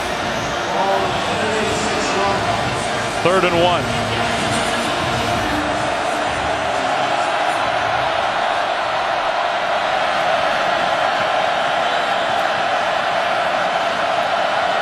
Play clock winding down. They only have one timeout left, and they have to use it. That's their final timeout. I think Clemson would hope that that doesn't become a factor here. But they're out of timeouts for the final 12:03. Tech looking for a big stop, down 23-7. ESPN College Football, brought to you by Buick, proud partner of the NCAA. Well, it's been mostly Clemson tonight, but Georgia Tech pushing their way back in this game, and now it's 3rd and 1 for the Tigers. Out of the timeout. Watson. Fake, and Watson gets away, but not enough. Stopped short. Deshaun Watson thought that safety A.J. Gray was crashing on the dive. Gray, a safety with tremendous change of direction. Here's Gray here. He looks like he's crashing on the dive, so Watson thought he could beat him to the outside. Gray at the last second put his foot in the ground, was able to make the stop. Ended up getting some help, but that's now a couple times here, their last 2 drives where they have not converted. Clemson has a big jumbo package on offense where they bring Christian Wilkins and Dexter Lawrence, 2 D linemen, and it's been successful for them early this year, but they've been apprehensive to use that here on these last short. Officials timeout for an injury. There is an injured Georgia Tech player, Lawrence Austin, down on the turf.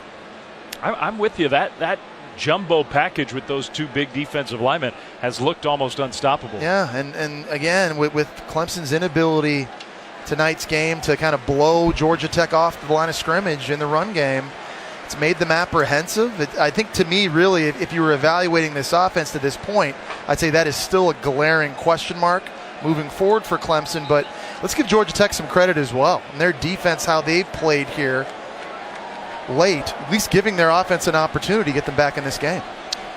Celebrating its 12th year, sponsoring the Good Hands Field Goal Nets, Allstate makes contributions to participating universities' general scholarship funds for each field goal and extra point kick. Since 2005, Allstate has donated millions in scholarship funds. Well, that's an important point you make. I mean, the Tech defense has been better, and their offense has been better since halftime. Izzo's trying to angle that punt. That was ugly. Fair catch at around the 16-yard line.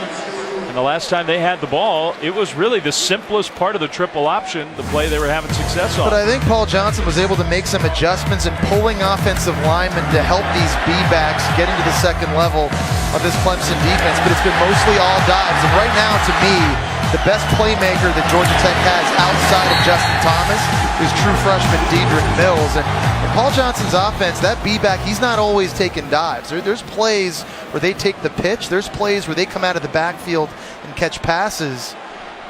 It's a place, it's a player right there, 26, that could be big here in the fourth quarter. And the point you make, not all dives are created equal. They're going to have him throw the ball downfield, intercepted.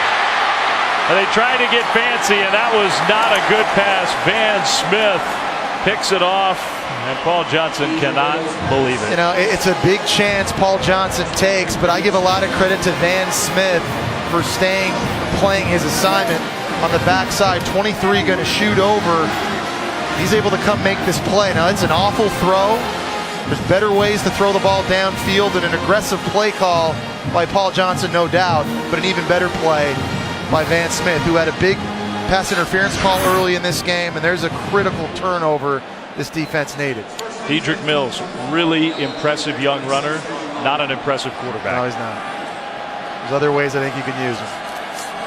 Clemson gets the ball. Gallman going backwards. That run defense for the Yellow Jackets. Ted Roof pumped up on the sidelines. Yeah, Keyshawn Freeman, number 42, kind of made that play. He's a guy that this defense would love to have step up. Remember a couple of years ago, he was a freshman All-American. He put on 25 pounds, and we've just kind of been waiting for him to take the next step. He's got an opportunity, I think, to be a special player. Going to be an impact player right here. Yeah, he looked like a superstar. He hadn't been healthy, but they need him to be a stud along the line. That pass is low. Yeah. Skips intended for Powell. You just kind of wonder. It just seems like this offense has just kind of gone into chill mode. Put up a ton of yards in that first half. They were scoring points, looking good, and you see Deshaun Watson looking up in the sky cam in the middle of a huddle with Dabo Swinney, and where's the focus right now for Deshaun Watson in this Clemson offense? It looks as if they acted like this game was over a quarter ago. Right now, they're finding out it's a bigger dogfight than they anticipated. 3rd and 11. Showing some pressure. Here comes pressure. Watson going backwards. And he throws the ball downfield, incomplete. Intended for Powell. And there's just a giant hole up the middle. They were trying to set up a screen to the tight end Jordan Leggett.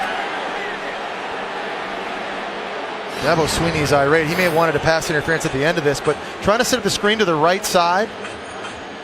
And that's where Patrick Gamble, P.J. Davis just ran right through, forcing the early throw. I don't think there was a penalty here. I mean, there was a little contact. Listen, again, it's been consistent for the most part tonight. Referees, when there's been hand fighting, they've been letting it go. I think it's a good no call. Well, this one would tie a career high, 47 yards, and it is good. So Greg and Hugel, they get the turnover, and they turn it into 3 points. I'm sure they would have hoped for a little more than that, but the field goal makes it 26-7 Clemson here in Atlanta against a team that's been tough on them, Jesse. I mean, Georgia Tech's won 5 straight home games against Clemson, a lot of good teams have come in here and not gotten out with a win. Dave Fleming, Jesse Palmer with you. Have we learned some stuff about Clemson tonight? I still have question marks about the offensive line and their physicality, and in games where they have to run the football and have balance, I think that's a question mark. Certainly looking ahead to next week at Louisville. No problems with Deshaun Watson. He's fine to me, still playing at a high level. He's missed some throws here tonight. Defense has not been a problem for Clemson this year, last year, the year before that. They're going to give Clemson a chance to win every game they play. And I know looking ahead to next week against Louisville, we're going to spend a lot of time talking about Deshaun Watson, Lamar Jackson. We need to be talking about both defenses playing in that game as well. And Clemson right now, to me, is playing as well as any unit in the entire country. I don't know if I'm breaking any news here, but game day is going to be there next week. They're in Knoxville tomorrow or Saturday. They will be in Clemson for that Louisville-Clemson matchup. Tigers just trying to make sure they take care of business here tonight. Again, they dominated in the first half. Second half has been different. Touchback. Georgia Tech gets the ball back. Well, you're talking about the Clemson defense, and I think it's a good point. They have their hands full against the guy on the left, Lamar Jackson. And that's really in 5 games. That's since when he took over last year late in the season against Kentucky, playing 3 less games than Deshaun Watson. And look at the numbers he's put up. The amazing thing to me when you watch Lamar Jackson, he reminds me of Cam Newton and Michael Vick in the sense that he's by far the best athlete on the field. I'm not saying he's as good a quarterback right now, but he is on a different level from an athleticism standpoint. Florida State found that out the hard way last weekend.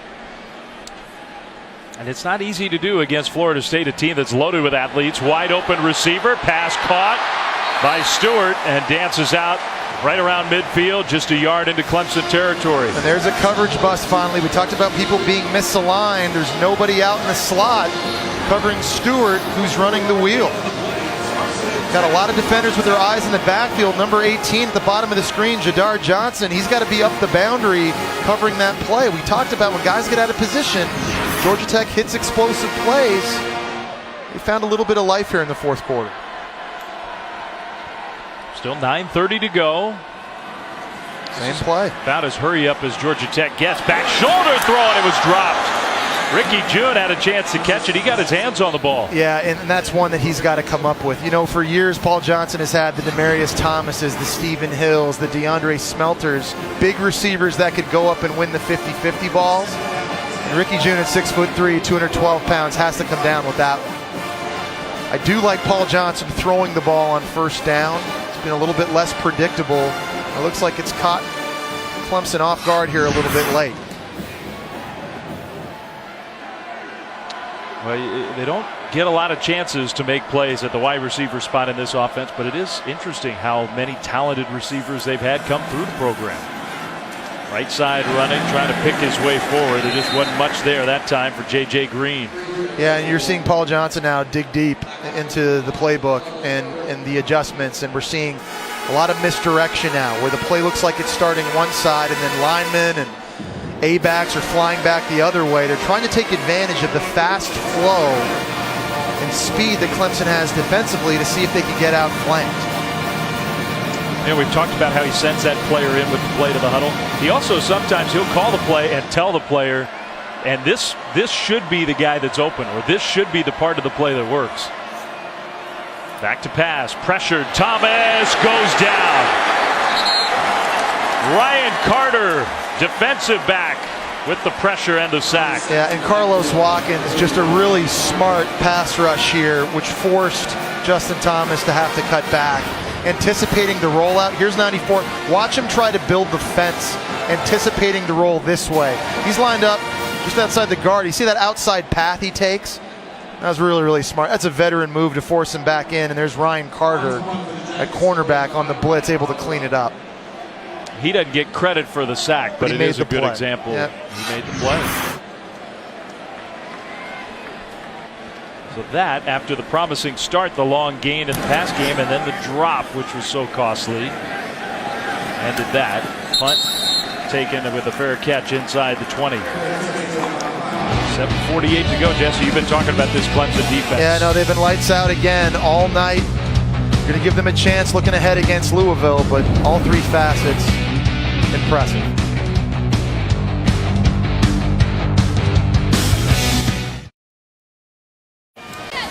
Well, the second half has been much different than the first, and particularly for that Clemson offense. Dabo Swinney has got some stuff to be a little cranky about. Yeah, and I think right now he's going to need to see this offense finish. Gallman gets the handoff on first down. The defense got another stop and gets the ball back. It just kind of seems like they just kind of chilled out a little bit here in the second half. They had over 340 yards in the first half, put up great numbers. You'd like to see Deshaun Watson and this offense here kind of lock back in, put a nail in the coffin. I think it would be understandable if you have a little bit of a letdown the way they pushed Georgia Tech around in the first half. Problem is, next up we know is going to be a supreme challenge. Watson looking to throw, pressured. On the run, Watson will get the first down and go out of bounds. You know, I think that's a throw there that Deshaun Watson needed to trust. He had Mike Williams running a skinny post. But, you know, because they've not been on the same page earlier this game, you know, you lose trust. But watch Williams here on the post. There was no safety help. I think Williams kind of thought he was going to get that ball. Deshaun Watson just didn't feel confident enough pulling the trigger. I think you're right, because I think when Watson was coming back to the line of scrimmage, he was tapping his chest saying, my bad, I should have thrown that one. I think he was unhappy. Well, and, you know, and that's a real thing. I mean, remember, Mike Williams missed the entire season last year because of that neck injury against Wofford. They just haven't had as many reps together as they would have liked. Chemistry between a quarterback and a receiver is so critical, and we've seen a couple times this year early, again, them not being on the same page, which has led to a turnover. And their chemistry, it's going to evolve as the season goes on. Not a huge game, but 6 catches, 61 yards, and that first touchdown.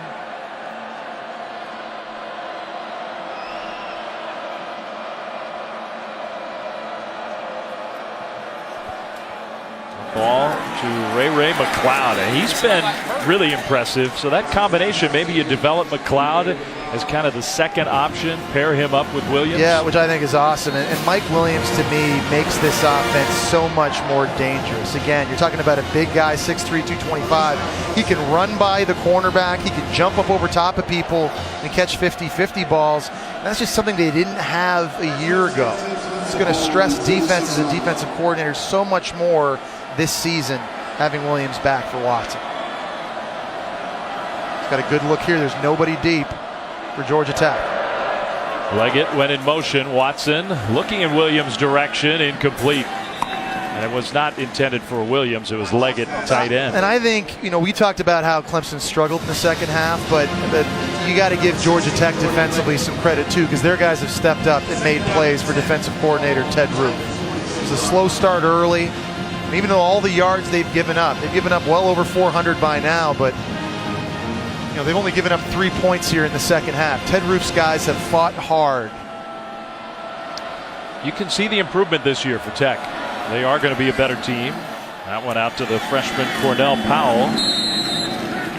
That's a mistake by a young freshman receiver. You got to stay in bounds. Late in the game, you're trying to ice it. Remember, Wayne Gallman got an issue with that week 1 against Auburn. Got out of bounds, and he stayed in bounds. Auburn may have not had an opportunity to throw a Hail Mary late. Young freshman mistake. This guy's getting a lot of run. These are coaching moments. There's going to be a lot for Dabo Swinney and this coaching staff to give these kids. Is that a good thing? You have a nice win like this. You come on the road, get a win in a place that's been tough, but you still have some stuff to talk about? Yeah, absolutely. Especially, I think, considering what's coming in to Memorial Stadium next weekend. You need these guys hungry, knowing they need to improve. Watson throws the screen. Gallman across midfield, stopped short of the first down. But that's a big story too. You know, I do think Clemson should be a confident team heading into that game. Their defense has been lights out all year. They should feel good. This offense, you know, it's not perfect. Great first half, a lot to build on. They should feel good too.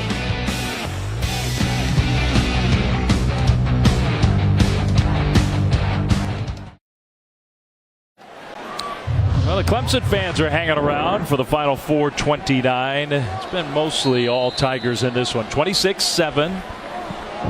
They will have to punt the ball back to Georgia Tech. 4:29 to go.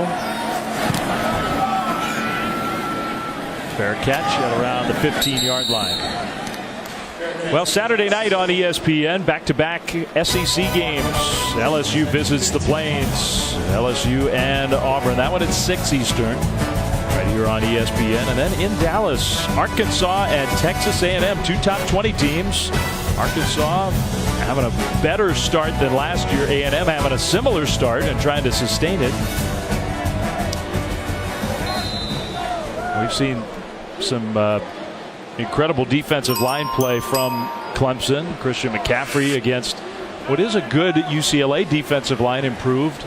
Maybe no defensive line better than Texas A&M's. At least from a pass rush standpoint. Thomas heaving it deep and knocked away, incomplete. Intended for Ricky June, Marcus Edmond. And just one of the few times Justin Thomas has had a pocket and a clean pocket to throw from. Marcus Edmond, number 29 on the coverage. Nice job with the arm bar using the left hand to swat that away.